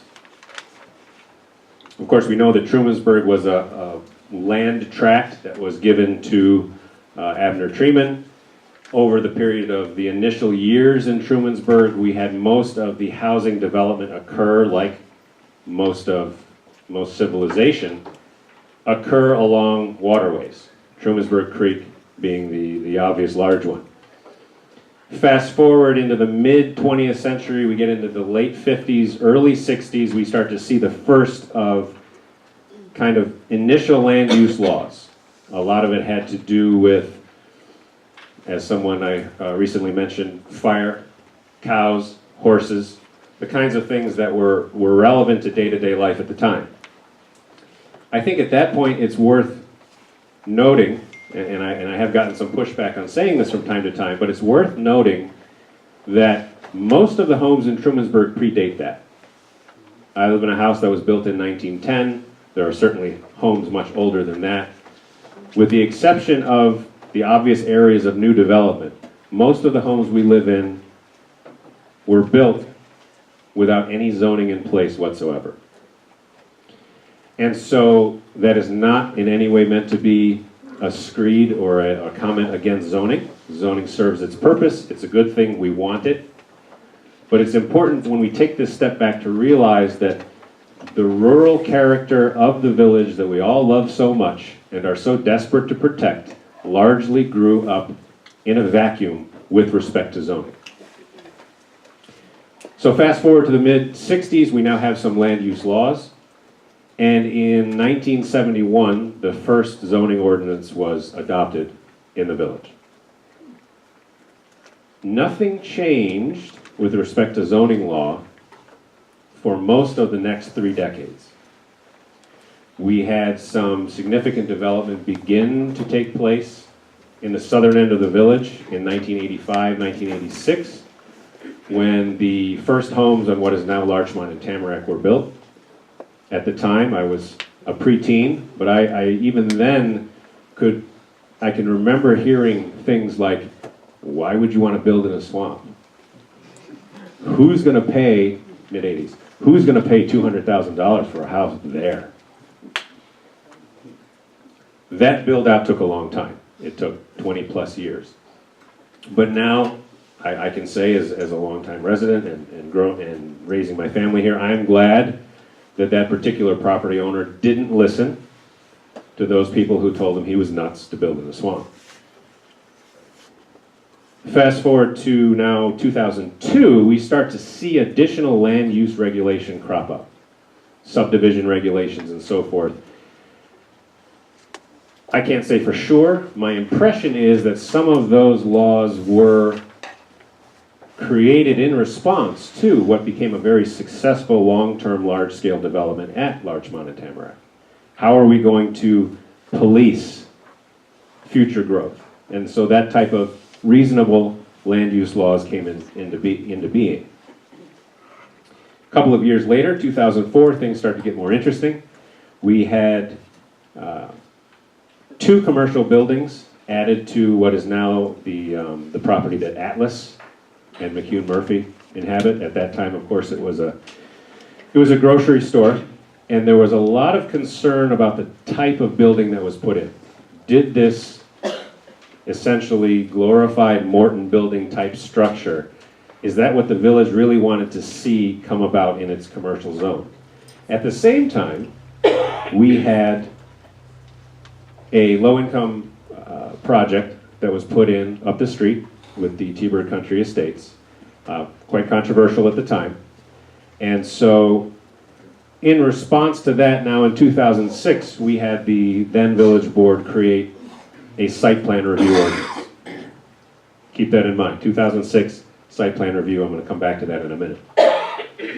Site plan review, basically for the very first time in Trumansburg's history, gave a governing body, the planning board, the ability to review certain size projects. Not just commercial, although that was sort of the target at the time, but also large-scale residential development if it were to occur in the future. And as I say, I'll come back to that in a second. 2008 now, we're starting to get into modern recollection. 2008, we had the village's first ever comprehensive plan that was adopted. It took well over 2 years of community outreach and community research to come up with this idea of what does the village and its residents want the village to look like. And that comprehensive plan was passed in 2008, which led to our favorite whipping boy right now, the 2012 zoning ordinance, which was a revision and a rewrite of, at that point, a 41-year-old document from the 1971 zoning. It incorporated all of the concepts that the 2008 comprehensive plan said that the village wanted at that point. The village took about 30 months, just shy of 3 years, working with Tompkins County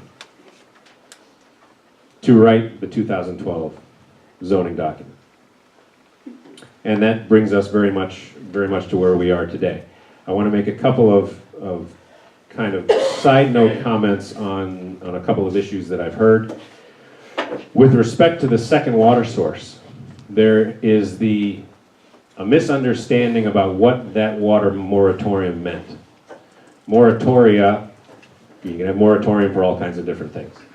That particular moratorium was from the Tompkins County Health Department, specifically on the village's ability to extend water mains which obviously then affects where building can occur. It was not a land use moratorium. A land use moratorium is specifically when the village board says, we're not going to allow any building for any purpose for a certain period of time so that we can do X, Y, or Z. So when we start to think about moratoria, when we start to think about, has the 2012 zoning ordinance been tested at all? Has it been used at all? The reality is it's been used every day since 2012, perhaps not on the scale of the issues that we're certainly going to get into at some point today. But it is a document that has been used by the village since 2012. Where we are today is at a place where there's obviously a controversial zoning-related development project that's been proposed. There are shortcomings in the 2012 zoning document. The village board has been aware of that since about 2013. And in 2013 or 14, the village began the process of how do we fix certain missing terminology, certain conflicting terminology, things that unfortunately were not properly addressed in 2012. I'm not going to cast blame. I will simply say that we relied very heavily on the county planning department to help us draft the actual 2012 document. And so it is what it is, in a sense. The village wanted to, wants to, and continues to want to fix these shortcomings in terms of language and definition and so forth. Which brings me back to site plan review. One thing that I think it's very important for people to understand is that there is the assertion that has been made that the 2012 zoning document is so poor and so bad that village residents have no protection whatsoever from anything or anyone. And that is not true.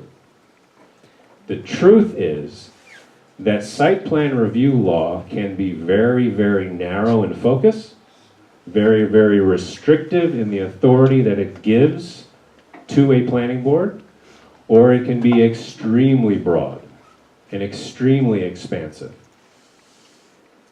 The 2006 village board, when they wrote site plan review, chose the latter. Because of the concerns over recent development in the village, they chose to give the planning board incredibly expansive power to review and make decisions as almost a judicial body over what could happen over medium and large size development. I actually went back, because the site plan review terms were folded into, word for word, the new zoning ordinance. We made no changes to it in 2012. And I will say as an aside, I was on the 2012 board, I was not on the 2006 board that passed site plan. There was some discussion in 2012 of, is this too much power? Is this too much authority to give the planning board to make these wholesale decisions? And we eventually came down on the side of, site plan review is only 6 years old in 2012. Let's let it work. Let's give it a chance. Let's see, because we can always amend zoning, let's see if it's going to be the protective backstop that some felt we needed just 6 years prior. And so we left it alone, and we folded it in total. But I decided to go back to the 2006 site plan review document. And section 1, the legislative intent section, is insightful. It says the intent of this article is to provide for the review of site plans for certain land uses in the village of Trumansburg for the purpose of facilitating the aims of the village zoning ordinance by A, preserving and enhancing neighborhood character, B, achieving compatibility with adjacent development, C, mitigating potentially negative impacts on traffic, parking, drainage, the landscape, and similar environmental concerns. D, improving the design, function, aesthetics, and safety of development projects and the overall visual and aesthetic quality of the village.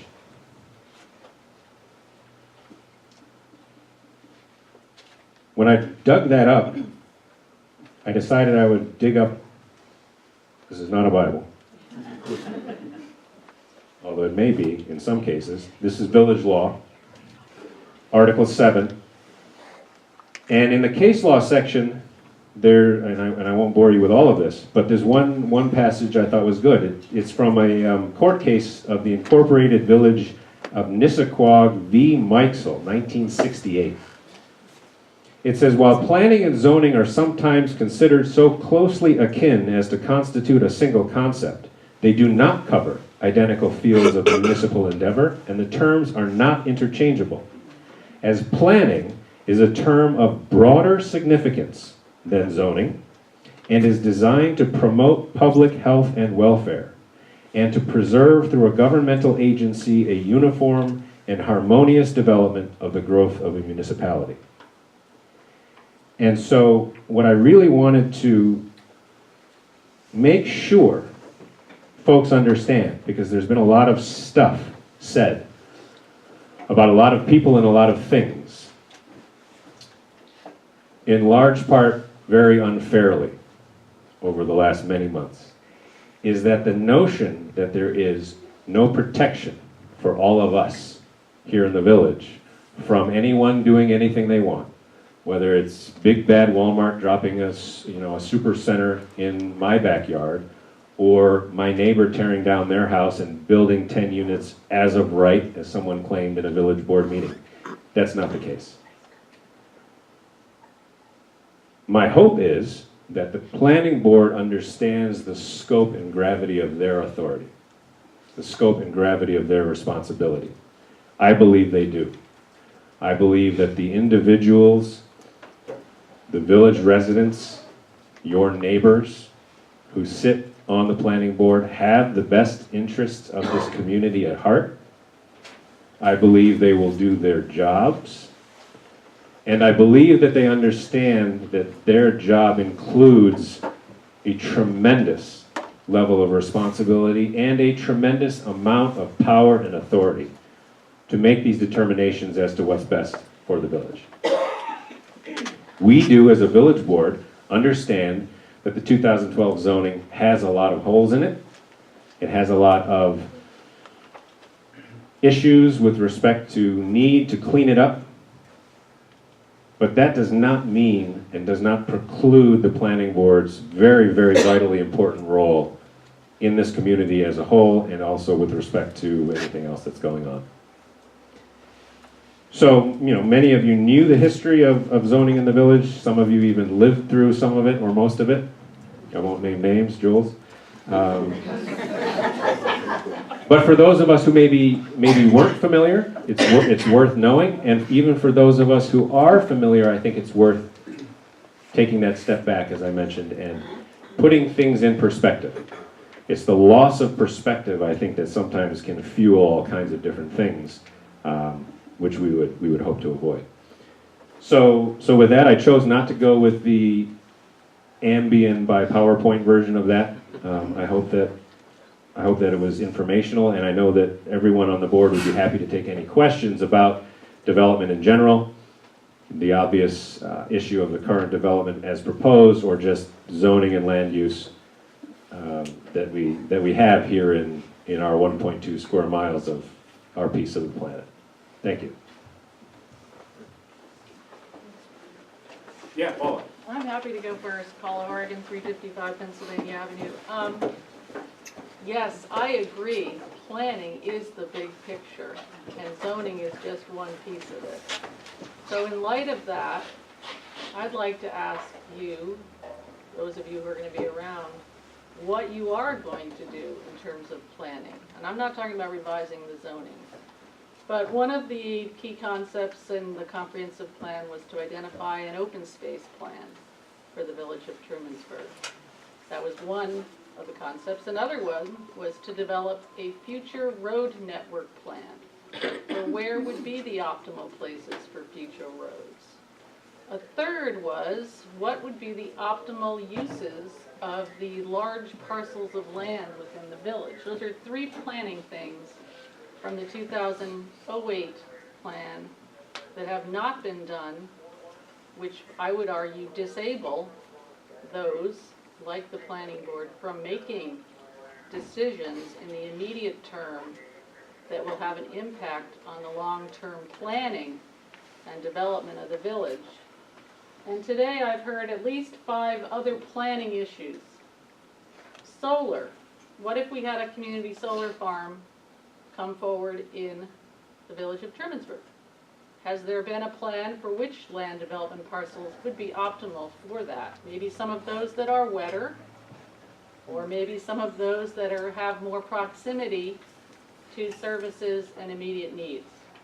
I heard another person, Debbie, speak about water and stormwater.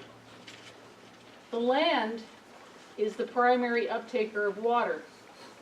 We need those permeable surfaces.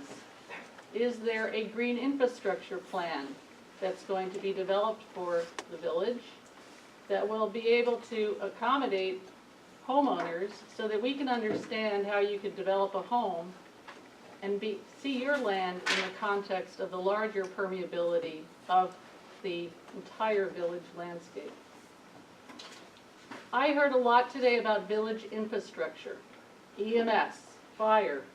As many of you know, I live across the street from the village dump that was built over 100 years ago and serviced the whole community. It not only put lots of toxins into Pictiganic Creek for over 100 years, now it is the primary clean landfill for the village.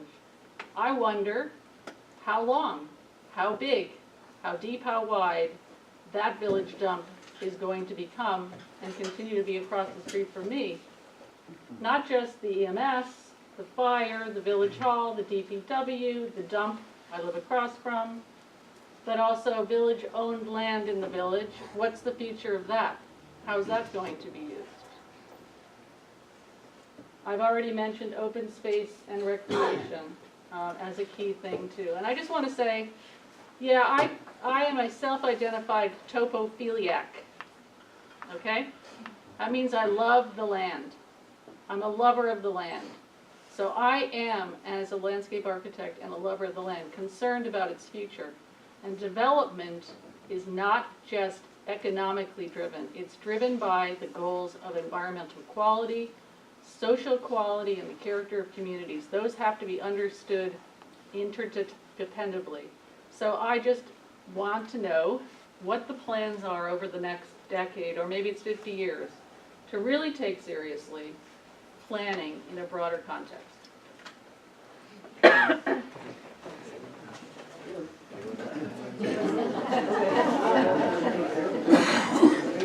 I might need your notepad, Paula, so I can go back through all of that. I'm only speaking for myself here when I say that, yes, all of those issues are things that I believe the village board wants to address, that the village should address. The trick will be in how we prioritize it. Personally, I'm nervous when we start to talk about defining land use of large open parcels that are privately owned. We want restrictions so that we don't get, the Walmart supercenter, but we don't want to necessarily go down the road, I don't believe, again, personal opinion, we don't necessarily want to go down the road of telling a property owner who has an adjacent field to his house that, guess what?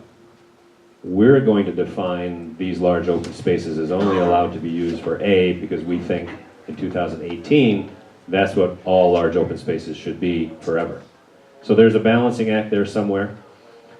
With respect to actually revising the zoning, since we had gotten away from the process we started in 2014, I think it may be getting to the point where we start to look at what it might cost to enlist professional help to really crawl through the zoning and look at how to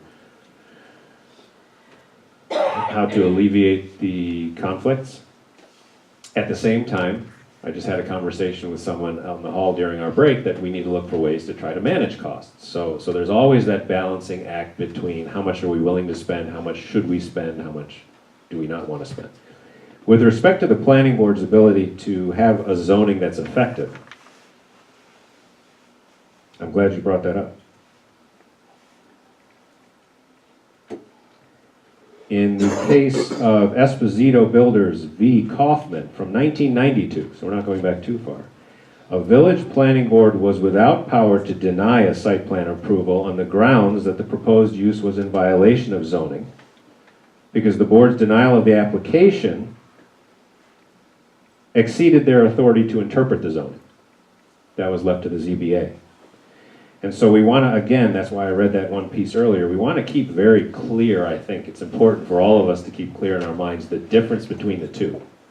Yes, the zoning is highly imperfect and needs to be fixed.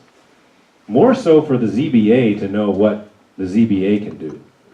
When we start talking about large-scale development and is it, quote, good for the village, does it, quote, fit with the character, those are broad authorities that have been delegated and do exist to the planning board.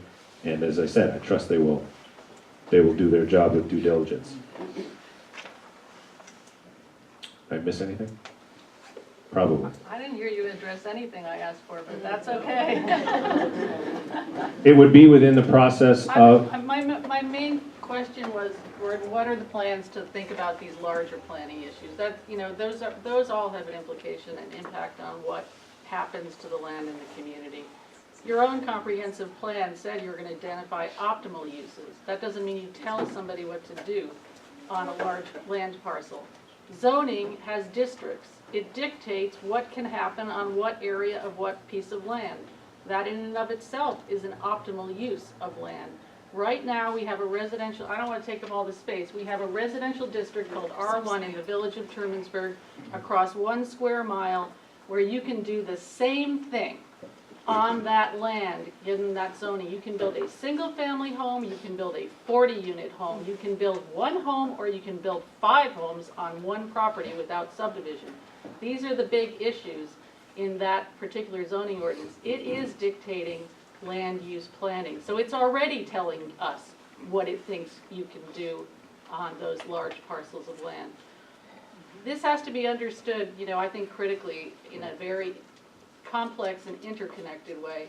We can parse which law does which. It's really how they work together, which is the most important thing. If you really want to think that all of those laws are actually contributing to your larger goal of planning across time. I agree, planning is different than just a single ordinance. Planning is seeing all of these things in an integrated manner. So I don't, you know, I mean, I don't think the question can be answered. No, and I don't disagree with any of that except one piece. You can build 1 unit or you can build 40 units if the planning board allows it. And that's a key point. So do we need better definition? I'm not going to disagree with that. But let's at least be clear about how truly loose it is or not. Yeah, and I'd be happy. I just did a 32-page report on your zoning. I would be happy to do it on the site plan review too. And I will argue that yes, you could build a 40 unit if it looks nice and it has nice vegetation around it. That's what site plan review is going to protect. Not ours. Chris. Hi, I don't know if, other than Matt, I'm the only other planner in the room or not. Chris Kale, not a Ulysses resident, Cornell Planning, MRP. I'm just going to suggest that there's been a lot of people setting themselves up as planning experts in this town, and I'd really recommend that you consider getting, Matt's great, give it to Matt if that works. Or find a real planner, because, no, I'm sorry, that was not what it meant, I'm sorry, Matt.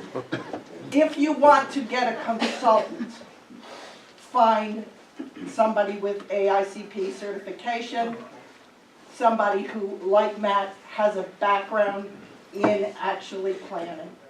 And my recommendation there is, you know, is based on the fact that I have been hearing a lot of things that just aren't the way I was taught.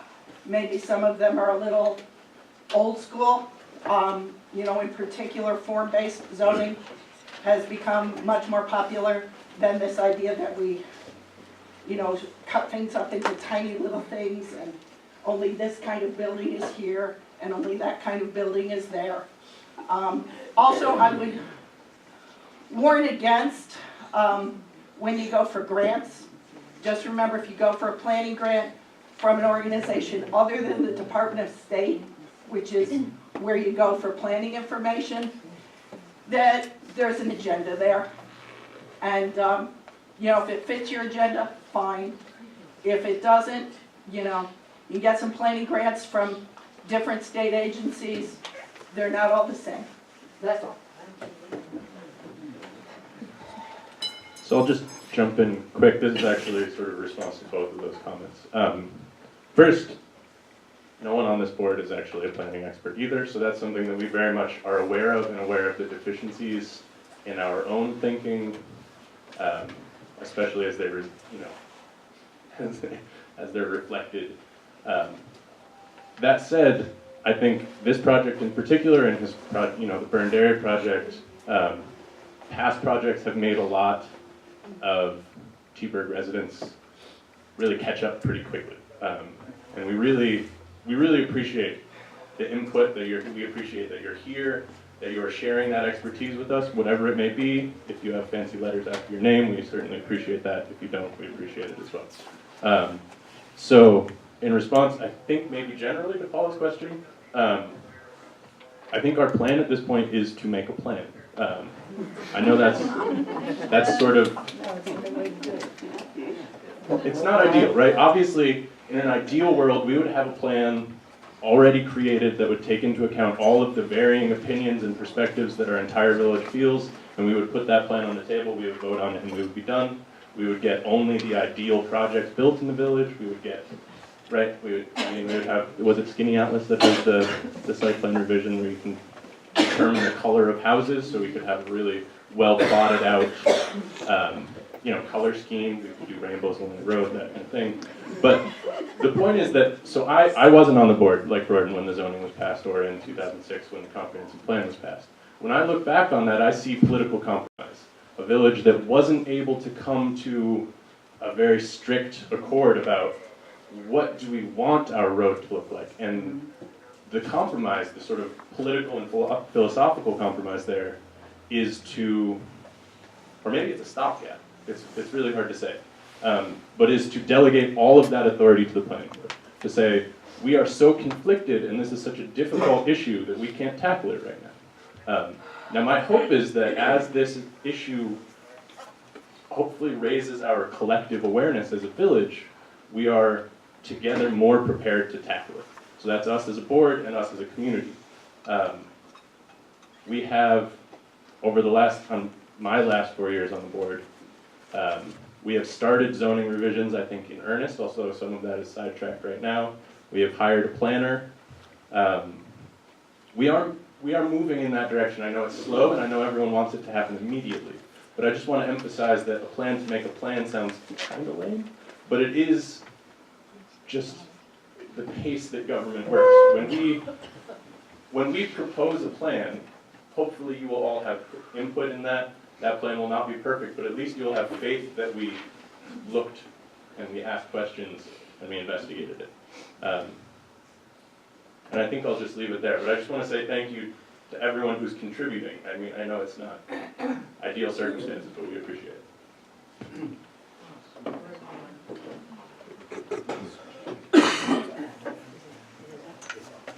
Yeah, just the switch goes off. Okay, thank you, Ben, because I really appreciated your comments. I think the thing that disturbs me the most about everything that's gone on here for this entire environment is I have been involved in the politics of this village for now almost 10 years. And every single board we have begged people to be on. We have to go after people to participate.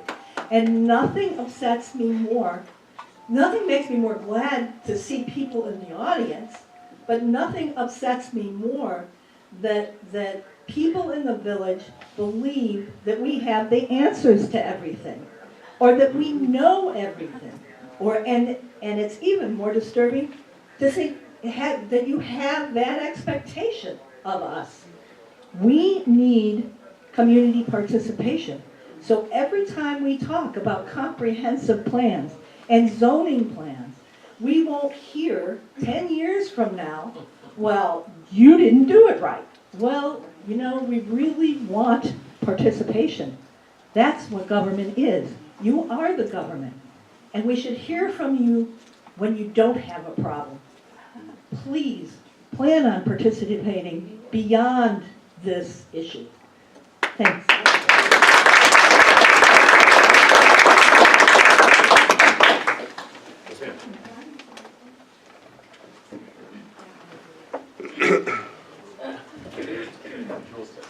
My name is Sue Ronke, and I'm not in the village of Trumansburg, but I work in the village of Trumansburg. I feel like you guys can't hear me? I'm Sue Ronke, and I live in the village, or the town of Ulysses, but I work in the village of Trumansburg for almost 10 years. I would like to fill in some of the history that Royden missed. I work at Juniper Manor.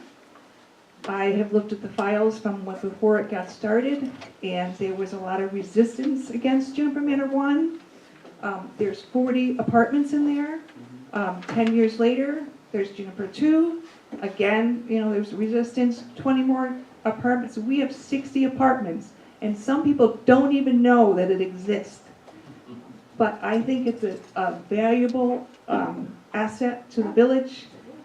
My tenants greatly appreciate it. There is a wait list for both of them for 2.5 years. So I think you guys really need to remember some of your history. I don't know what the zoning was for that time. If there wasn't any zoning, I don't know, but I just, you know, thought you guys needed to fill a piece in.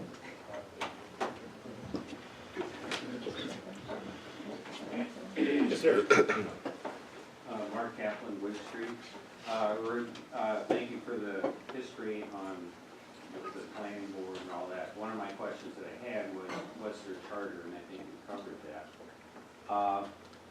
I have a question though, and my question is not meant to impugn anything about the current planning board. I think they're probably doing a nice job. I know some of them, I have respect for them.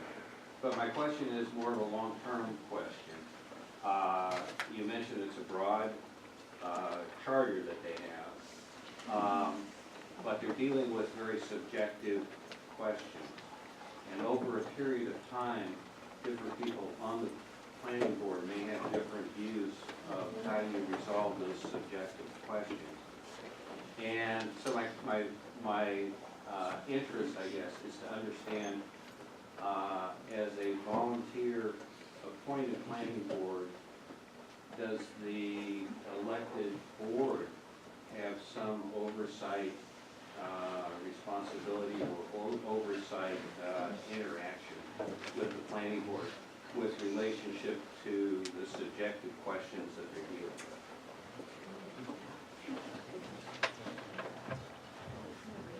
So the short answer, is there a short answer? The short answer is that a planning board, when you're appointed to a planning board, you become a public officer as defined by New York state law. So you are not an elected official, but you have the same level of legal standing. So in that sense, it's not an employment, I guess would be the simplest way to say it. The village board appoints the members of the planning board.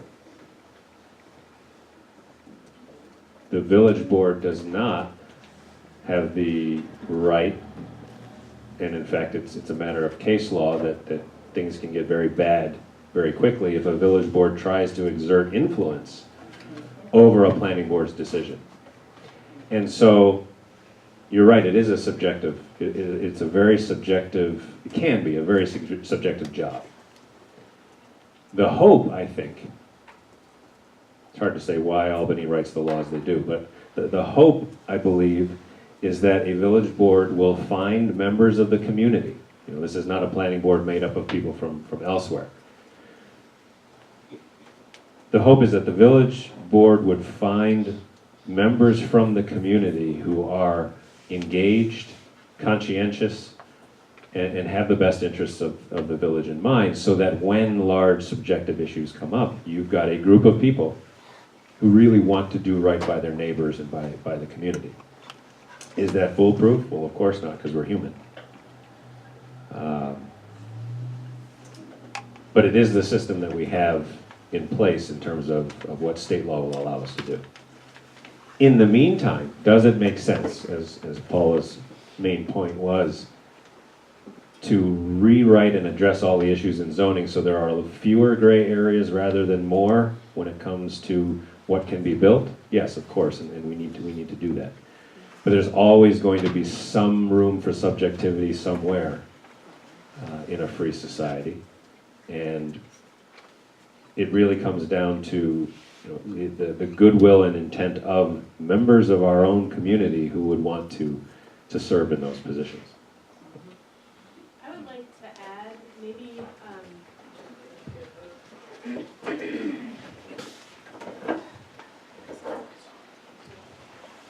I would like to add that while Ben mentioned that none of us on this board are necessarily experts in planning, and the members of the planning board don't necessarily have to be experts in planning either, they do have access to all kinds of expertise and legal and technical expertise to use to make decisions as well, which I think is significant. Yeah, I'd also like to comment that when you're on the planning board, there are 5-year appointments. There's only one up each year. So partly that's for continuity. And so you can't have a radical, unless people resign, you can't have a radical change in the planning board. And that does a number of things, and it does try to keep the continuity. So we've been fortunate. We have 5 good members. One of them will be up this year for reappointment, but it's designed for that continuity. And the same thing with the ZBA. It's a 5-year term. There's one every year that's up for reappointment to try to keep that continuity.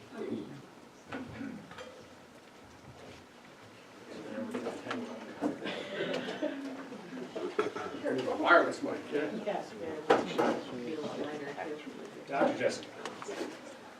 So when taking legal action against... Your name and address, please? Jessica Jordan, 104 West Main Street. I own the chiropractic office. You stand for it. So when taking legal action against a resident, who decides that? Because you are spending town, village money to take that legal action against a resident. I'm just wondering what is the, I guess, the power that you have to go through to do that?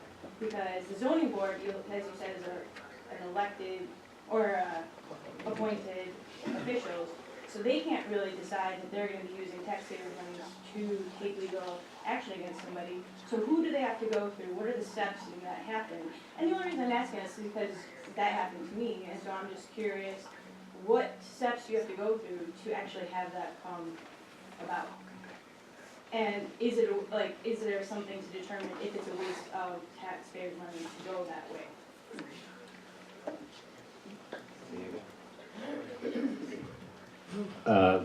The answer is it depends. And the reason why it depends is because we do need a wireless mic. I'm afraid to move them. The reason why it depends is because zoning is law.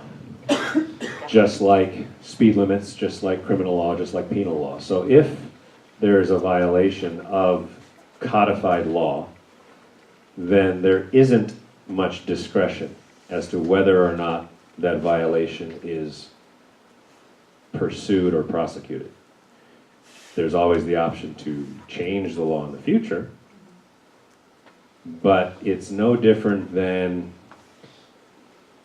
if, because I know your situation, I don't want to make it seem like I'm making this analogy based on you, but if a crime is committed, there is some discretion by the DA about whether to press charges or not, but it's very narrow. And so the village board allocates funds. The village board is the only board that controls the budget, so we have to allocate funds for legal expenses. That would include anything related to lawyers. And so it's a long way around of saying that there isn't a lot of discretion when it comes to violations of law, whether big or small, because once you start trying to not pursue the small ones, now we're not a nation of laws anymore. We can get into a whole sidetrack about that everywhere else. So I don't know if that really answers the question or not. But I'm gonna add something to that. So, as you were talking about earlier about our zoning laws and how they are not great right now and how they're very gray, as you said, don't you think it would be really good to make sure that they're black and white so that little things like this don't come up again? And since the laws are so gray, do you think it's good to waste money on pursuing something that is in a gray area? Or rectifying it before you pursue?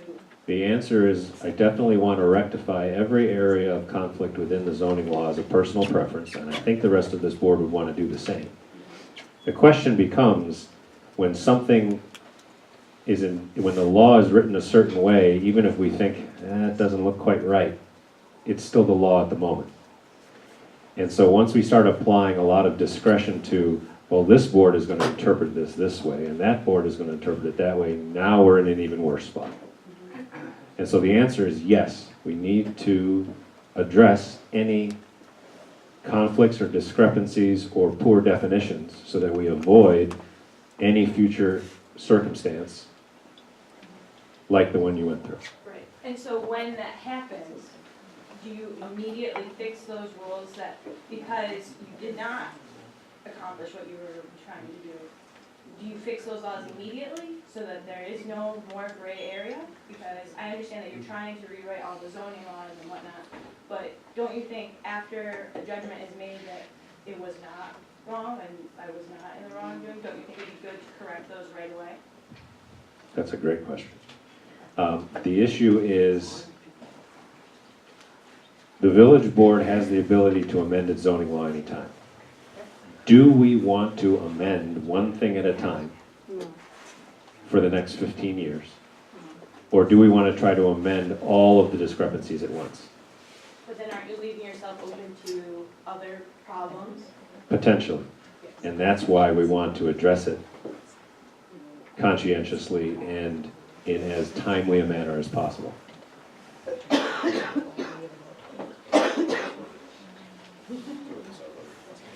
I have some. Yes. I'm Ruth Scott. I live on the corner of Cemetery and Falls.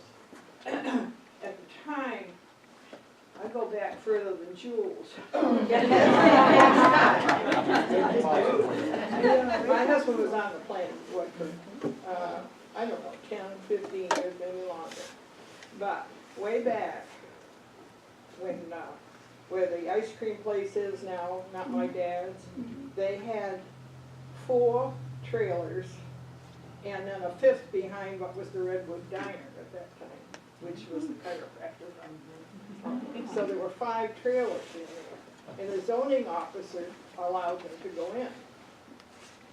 So we had to sue, and the village actually sued, I think, the zoning officer so long ago now, I'm a little fuzzy on that. Yeah, but anyway, the trailers were taken out. And so that was part of the zoning officer had done that. So then I think probably the planning board might have come from that. Did it, Jules? I think so too, yeah. So they've done their best, but I would like to know what a subdivision is, because I thought you had to lay out your roads, your sewer, all that, before you put in a lot of these houses. So I can't understand how you're gonna put 1 or 2 or 3 buildings in without the subdivision laws. So maybe you need to explain that to me, what a subdivision is.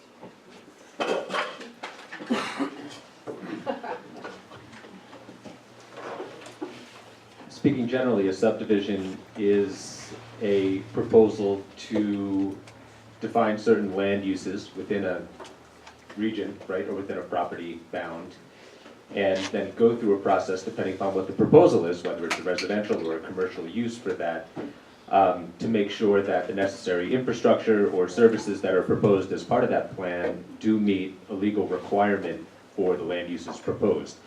where Gordon had mentioned site plan review, that is a second in order to subdivision review, which comes before site plan review. So it's evaluating what land uses are proposed and are they legal and are they in the right, on the right property as proposed with current infrastructure in the village, to then decide whether or not that use can proceed with the next piece of development review, which would be site planning. The actual physical development that would be delivered on the ground up. Because I've seen El Dorado Drive go in, and then there's another one, Sunrise something or other, Terrace or something.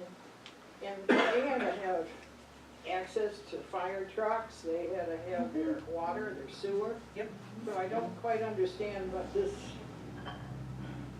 land use they want to use without planning it ahead of time. All those considerations are taken into account with each development plan that comes into the village, and if we're speaking particularly about the one over on 46 South Street, there is a subdivision plan which reviews all of those uses that you mentioned before you can even go forward to review the actual types of development products that might be delivered on that property. I heard they didn't really have a driveway, so I'm confused. There are road specifications that are in the subdivision law as stand in the village, and those will have to be reviewed to see if they meet the criteria for what's been proposed. So that should almost naysay it. Exactly. That's in the process for review right now. Okay, well, thank you, but I'm still confused about how they can do it.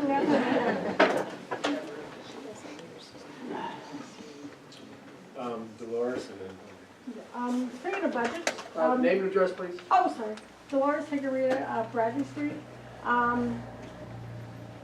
know that for all of us, tax time is always the time when you might have some bad things to say about the village or the town or the county because, the taxes went up. Well, we all know our taxes go up. And one of the things I think that's hard for people to really think about is that the village consists of something like 1,500 people, I think, something like that. And so of that number, you have X number of households. So those households are paying the taxes, and of course business, commercial buildings are paying the taxes for our village. And so nothing goes down in cost. We all know that. If you own a house or car or whatever, it always goes up. So the taxes are always going to go up. To what degree, we don't know each year. But I would encourage everyone to go to the village budget meetings that are coming up. I think there's 3 of them. And if you're not on the village listserv for getting announcements, I suggest that you do that. Just contact the village clerk and she'll get you on. Because then you know when those dates are and kind of plan for it, that rather than relying on seeing something in the newspaper or from your neighbor. And it would be good to, I think, let people know today when those dates are, because the budget is where you really learn what's going on as far as the cost of, road and maintenance, even EMS, whether it be snow plowing, or they put money aside for attorneys. Well, how much do they put aside, and what's the reasoning for that? So it's really, I haven't been in a long time. I used to go once in a while, but I haven't been in a long time. So I guess I got to get over there this time. We all have our issues, but I think it's important to know what that budget is and why your taxes went up as much as it did, because like we all can say, we all go to the grocery store, and every time we go, something goes up, nickel here, 10 cents there. So it's not an easy task. So I encourage everyone to try to get there. You can also sign up for that village listserv on the homepage of our website. Yes, ma'am. I would just say very briefly that we would love to have people come to our budget meetings. And in the 11 years I've been on the village board, I can't remember a budget meeting where there were more than 5 people from the community present. Bob Brown used to come every year, but then he moved, so. I also wanted to mention that we have a new service. It's actually a Tompkins County service. It's Swift 911. What I don't have readily available is how you sign up for it. But what we're using it for is there's different types of notifications so that when there is a water main break, we will let Swift 911 know where the water main break is or whatever the message happens to be. And it will be communicated depending on how you sign up, either by email, text, or a phone call directly, leaving you a voicemail. So that we are not, that our responsibility is not to update every type of social media out there. We would like you to participate in signing up the way you want communications from the village for emergencies as well as general notification. And do you know how to sign up for it? How do they sign up for it? First one, if you have a smartphone or tablet, you're going to go to your app store and just download the Swift 911 app. If you want to do it from your desktop, I would suggest you go to actually I believe there's a link on our page, but you can also go to the Tompkins County Emergency Management webpage and sign up from there, and you can pick your location. So for those of you that were already signed up, and I made everybody's phones ring and text messages and all of that on Thursday, I didn't realize how loud and obnoxious all that would be, but it works. Did you sign up for the Swift service already? You're not. It went out, and you're now local. Well, 227 people got it in 60 seconds or less. What was, I missed that, what was this for, in case of emergency? So there's 3 different branches that you can use. So we have 3. One is for just notifications, so I'm going to try using that for meetings, reminders about events going on in the village, things of non-emergent topic. For emergency, it'll be for water breaks, fires, road closures, that type of thing. And then we also have one where I can communicate with the employees on a really quick notification system. So it works really well, and Mrs. Pepe said she did not get it, but I think I've gotten lots of responses that everyone was really thrilled with the way that it works, so. It's a method of mass communication quickly.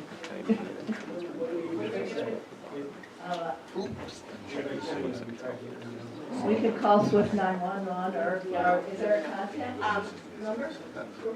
Pardon? If you get a hold of me Monday, I can check into it and see why, and it's possible that you're not late as a Village of Trumansburg resident, so I can certainly check on that for you. Have you ever gotten other?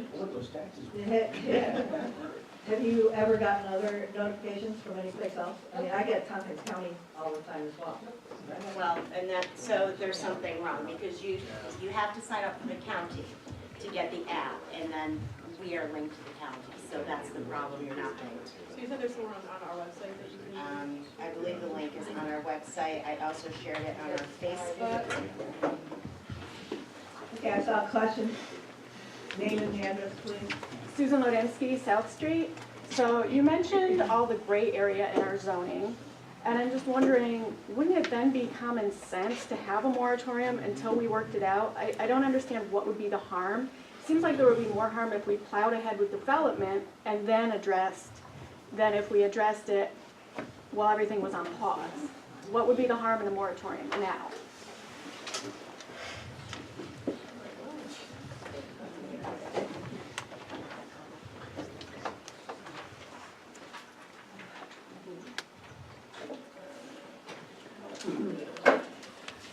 So the village board has not decided whether or not a moratorium would be appropriate. Regardless of whether the zoning was perfect or not, we would still have a site plan review process with the planning board. And so I understand the arguments for having a moratorium to fix conflicts in zoning. I also am keenly aware that really the crux of the need, quote unquote need for a moratorium is that there are no protections in place for village residents because of conflicts in zoning. And that last piece is not true because of the presence of site plan review. So this board has yet to discuss and decide whether or not a moratorium is appropriate. Question, please. Terry Knable, 21 Prospect Street. You keep harping on that there's provisions and you're protecting us in the village. Are you protecting Kathy Wilsey's house, putting a road 8 feet outside her bedroom window? Is that what you mean by protections that are in there to protect us? Because I don't see that as protecting us in the village. So yeah, there's a lot of gray, and it needs to have a moratorium. This needs to be fixed before we move forward with this project. Has that been approved?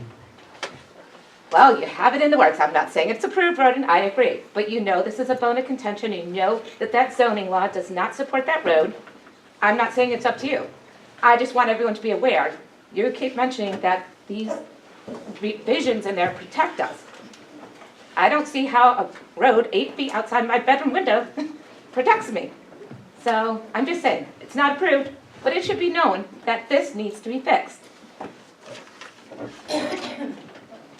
Doug Lockwood, 31 Cemetery Road.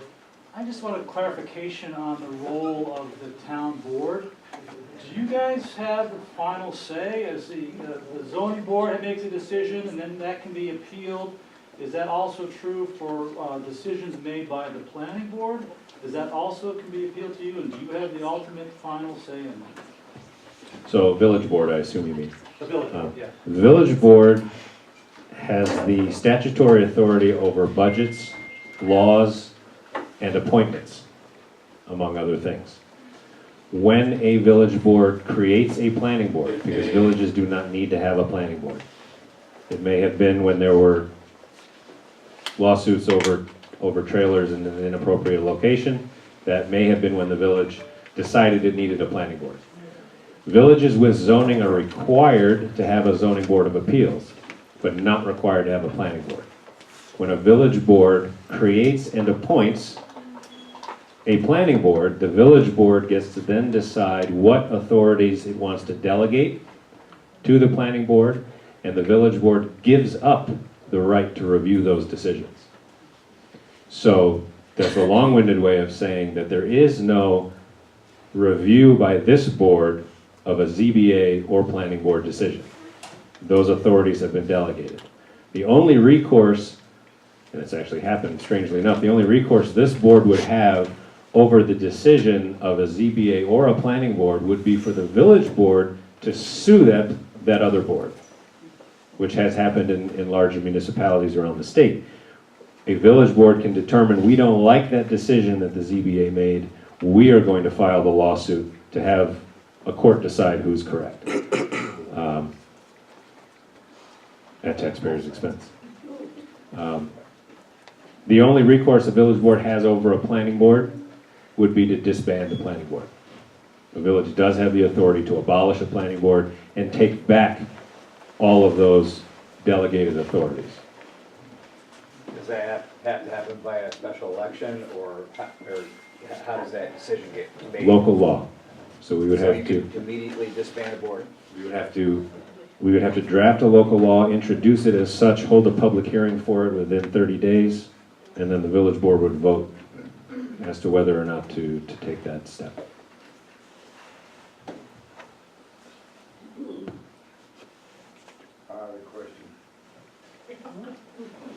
Name and address, please. Yes, my name, backwards is Sillage Nivigrup. Forward is Jules Birchvin, but backwards it's Sillage Nivigrup. You can call me Sillage. I'm with Ruth in terms of time. We had a great time. We don't look that old, do we? And I'm with Patty and several other wonderful people here who have years behind them. when we came to the village in 1968, there weren't any houses on Pennsylvania Avenue. There was no Tamarack. There was nothing on that south side of town, except South Street, which was beautiful.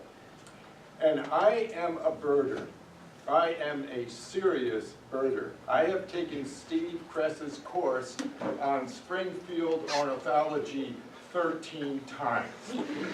He's going to offer the course. He's getting older now, but he's going to offer the course.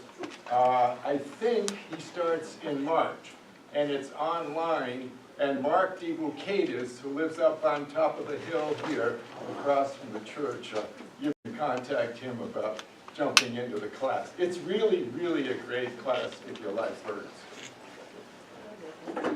Ready?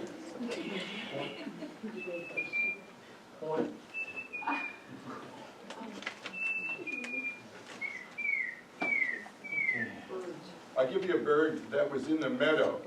The meadow is the area which is in conflict now.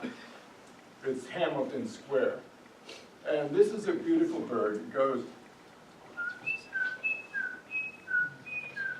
I call birds with kids. I like to go be with children, and I've done it a number of times. Okay, one more.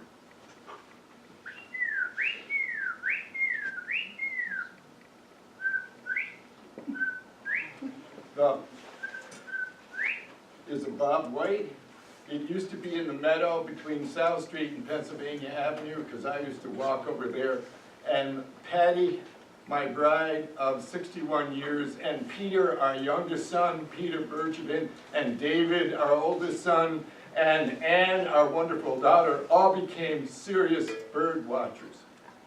We used to go down where Juniper Manor is, and Juniper Manor was owned by a wonderful man who was the chair of the Ulysses board. He's a really great guy. He's off in the cosmic now. You can find him over in the cemetery.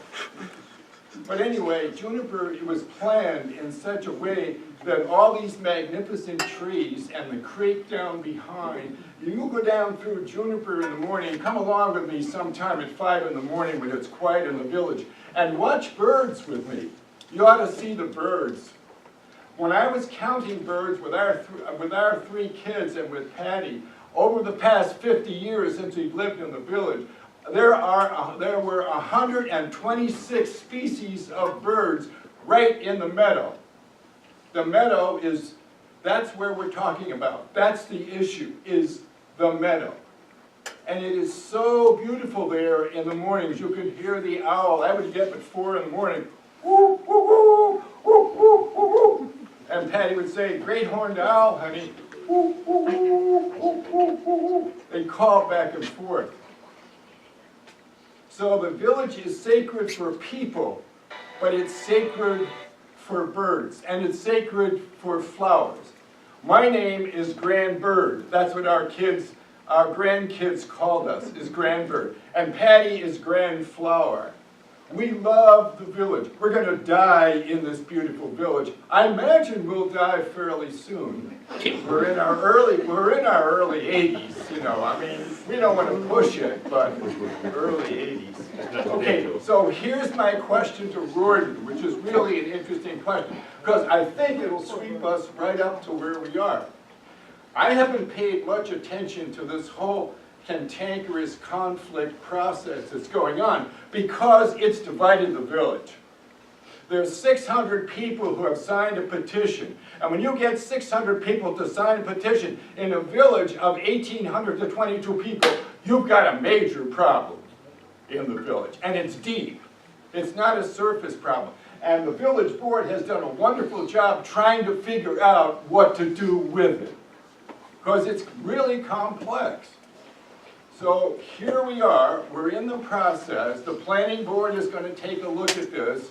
And I have some reservations about how the planning board is going to look at this, to be honest with you, because one of the things they're not dealing with is where we are now in the process. And where we are now in the process, I'm going to ask you, Roy, I think we're at an environmental, are we in the environmental process of the review for this project? Pre-seeker, way pre-seeker. Have we moved into that? I don't know. No, way pre-seeker.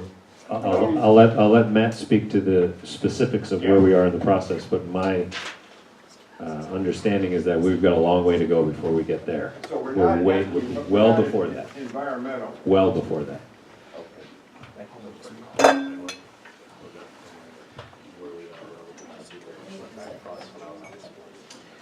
With regard to what's called the seeker review process, seeker is the State Environmental Quality Review Act that development projects of this scale are required to go through.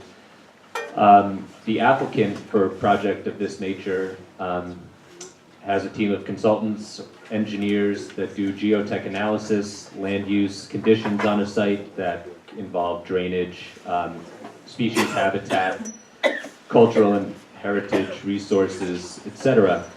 And that information has been gathered. Those studies have been done on that site, and now the village has retained its own consultant, MRD Group, to review the work that the applicants have done themselves to come to the same or different conclusions regarding the suitability of that site for development.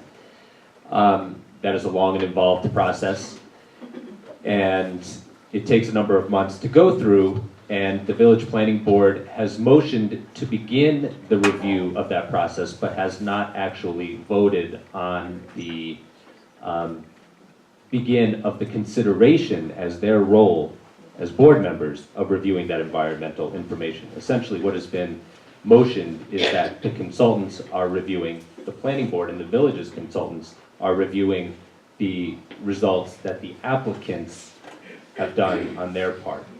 And then the village planning board members will receive a report from the village's consultant on the result of those analyses.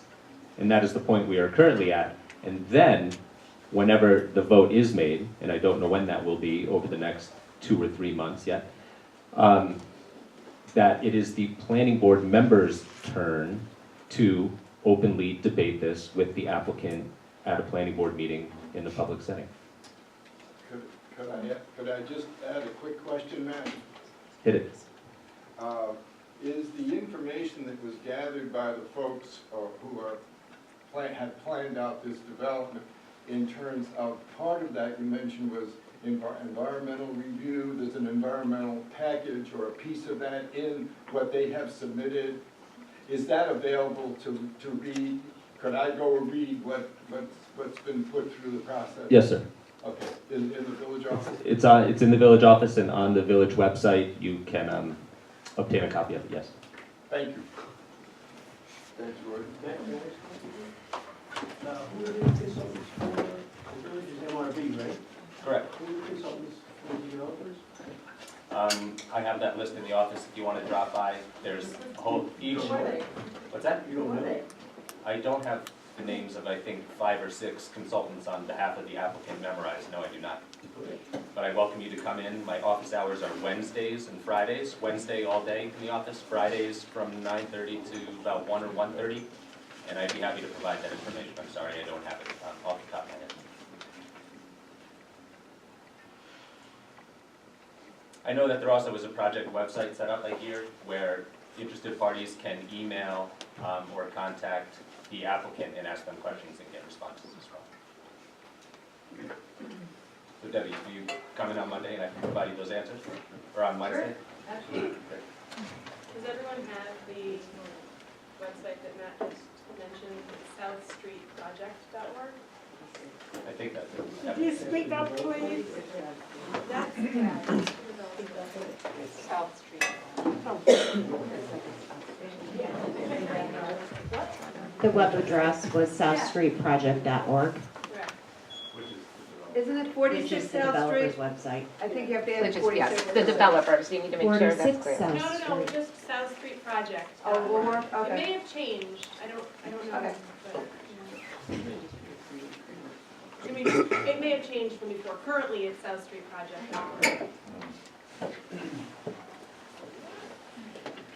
Other questions or comments?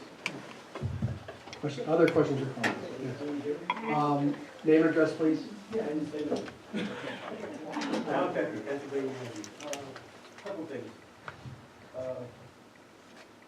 Is the village board appoints the planning board, or is it the mayor? I read that it was the mayor. I appoint the planning board members with a motion from the village board, so I can't appoint them without village board approval. Now, if there's an opening, then the mayor appoints all openings without village board So approval. that's voted on then? That's voted on, yes, yes. And you'll see this April at the organizational meeting, all the boards get re-voted on. There's one, jotting stuff down quickly here, but I thought I heard you say something about we shouldn't review zoning law a piece at a time. Is that fair? Paraphrasing what you may have said. Yeah, sorry. That's okay. There are two approaches to revising zoning. One would be to do it a piece at a time. The other would be to do it wholesale. My personal preference would be to do it all at once, so we're not constantly reviewing and rewriting zoning every single year. I think that's cumbersome.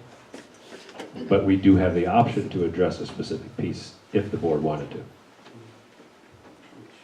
Which runs in the face of your personal preference. If the board wanted to choose, that would not be my personal preference, but I'm just one vote.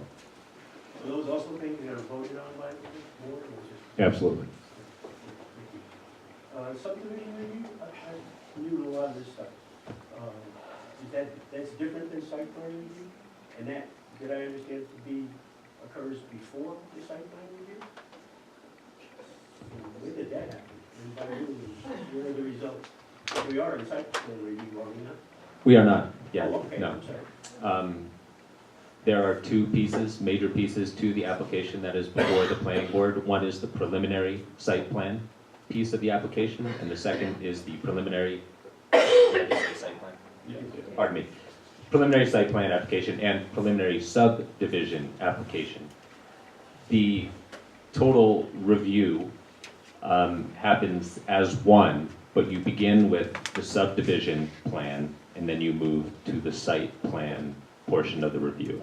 So we have both pieces of those application, and they happen in the order of subdivision review and then site plan review. And that has not officially kicked off in earnest. Would you have available in your office as well, unless you feel like we should write on the board what that whole process is from start to finish? In terms of the pieces, I guess I still understand that sequence. Sure. I feel that that's out there, but I can make that available as to how the board moves through the review of both of those pieces of the application. Sure. I would like to thank everybody for taking questions today and answers. I hear everyone say how much they like community participation. On a down note, I can tell you that in my 6 or 7 months, I haven't noticed that in terms of having questions answered or not. So I do appreciate you guys doing that today. Maybe thank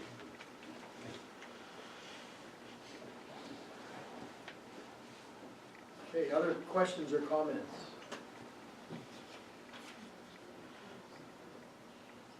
That's it? Well, no, that's always good too.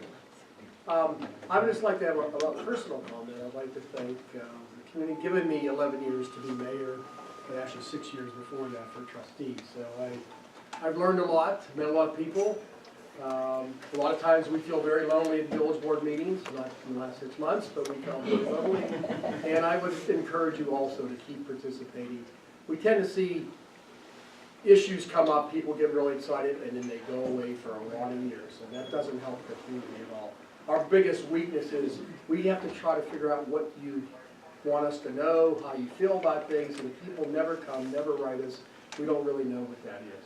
So this project, for one thing, has engaged a lot of people. Don't lose their enthusiasm, please. It's really important for a village government to work right. Well, it's hard to be ignored if these meetings continue. So. And I have emails to be answered. So with that, I'd entertain a motion to adjourn. So moved. Second. A second. Those in favor say aye. Aye. Opposed? We're done.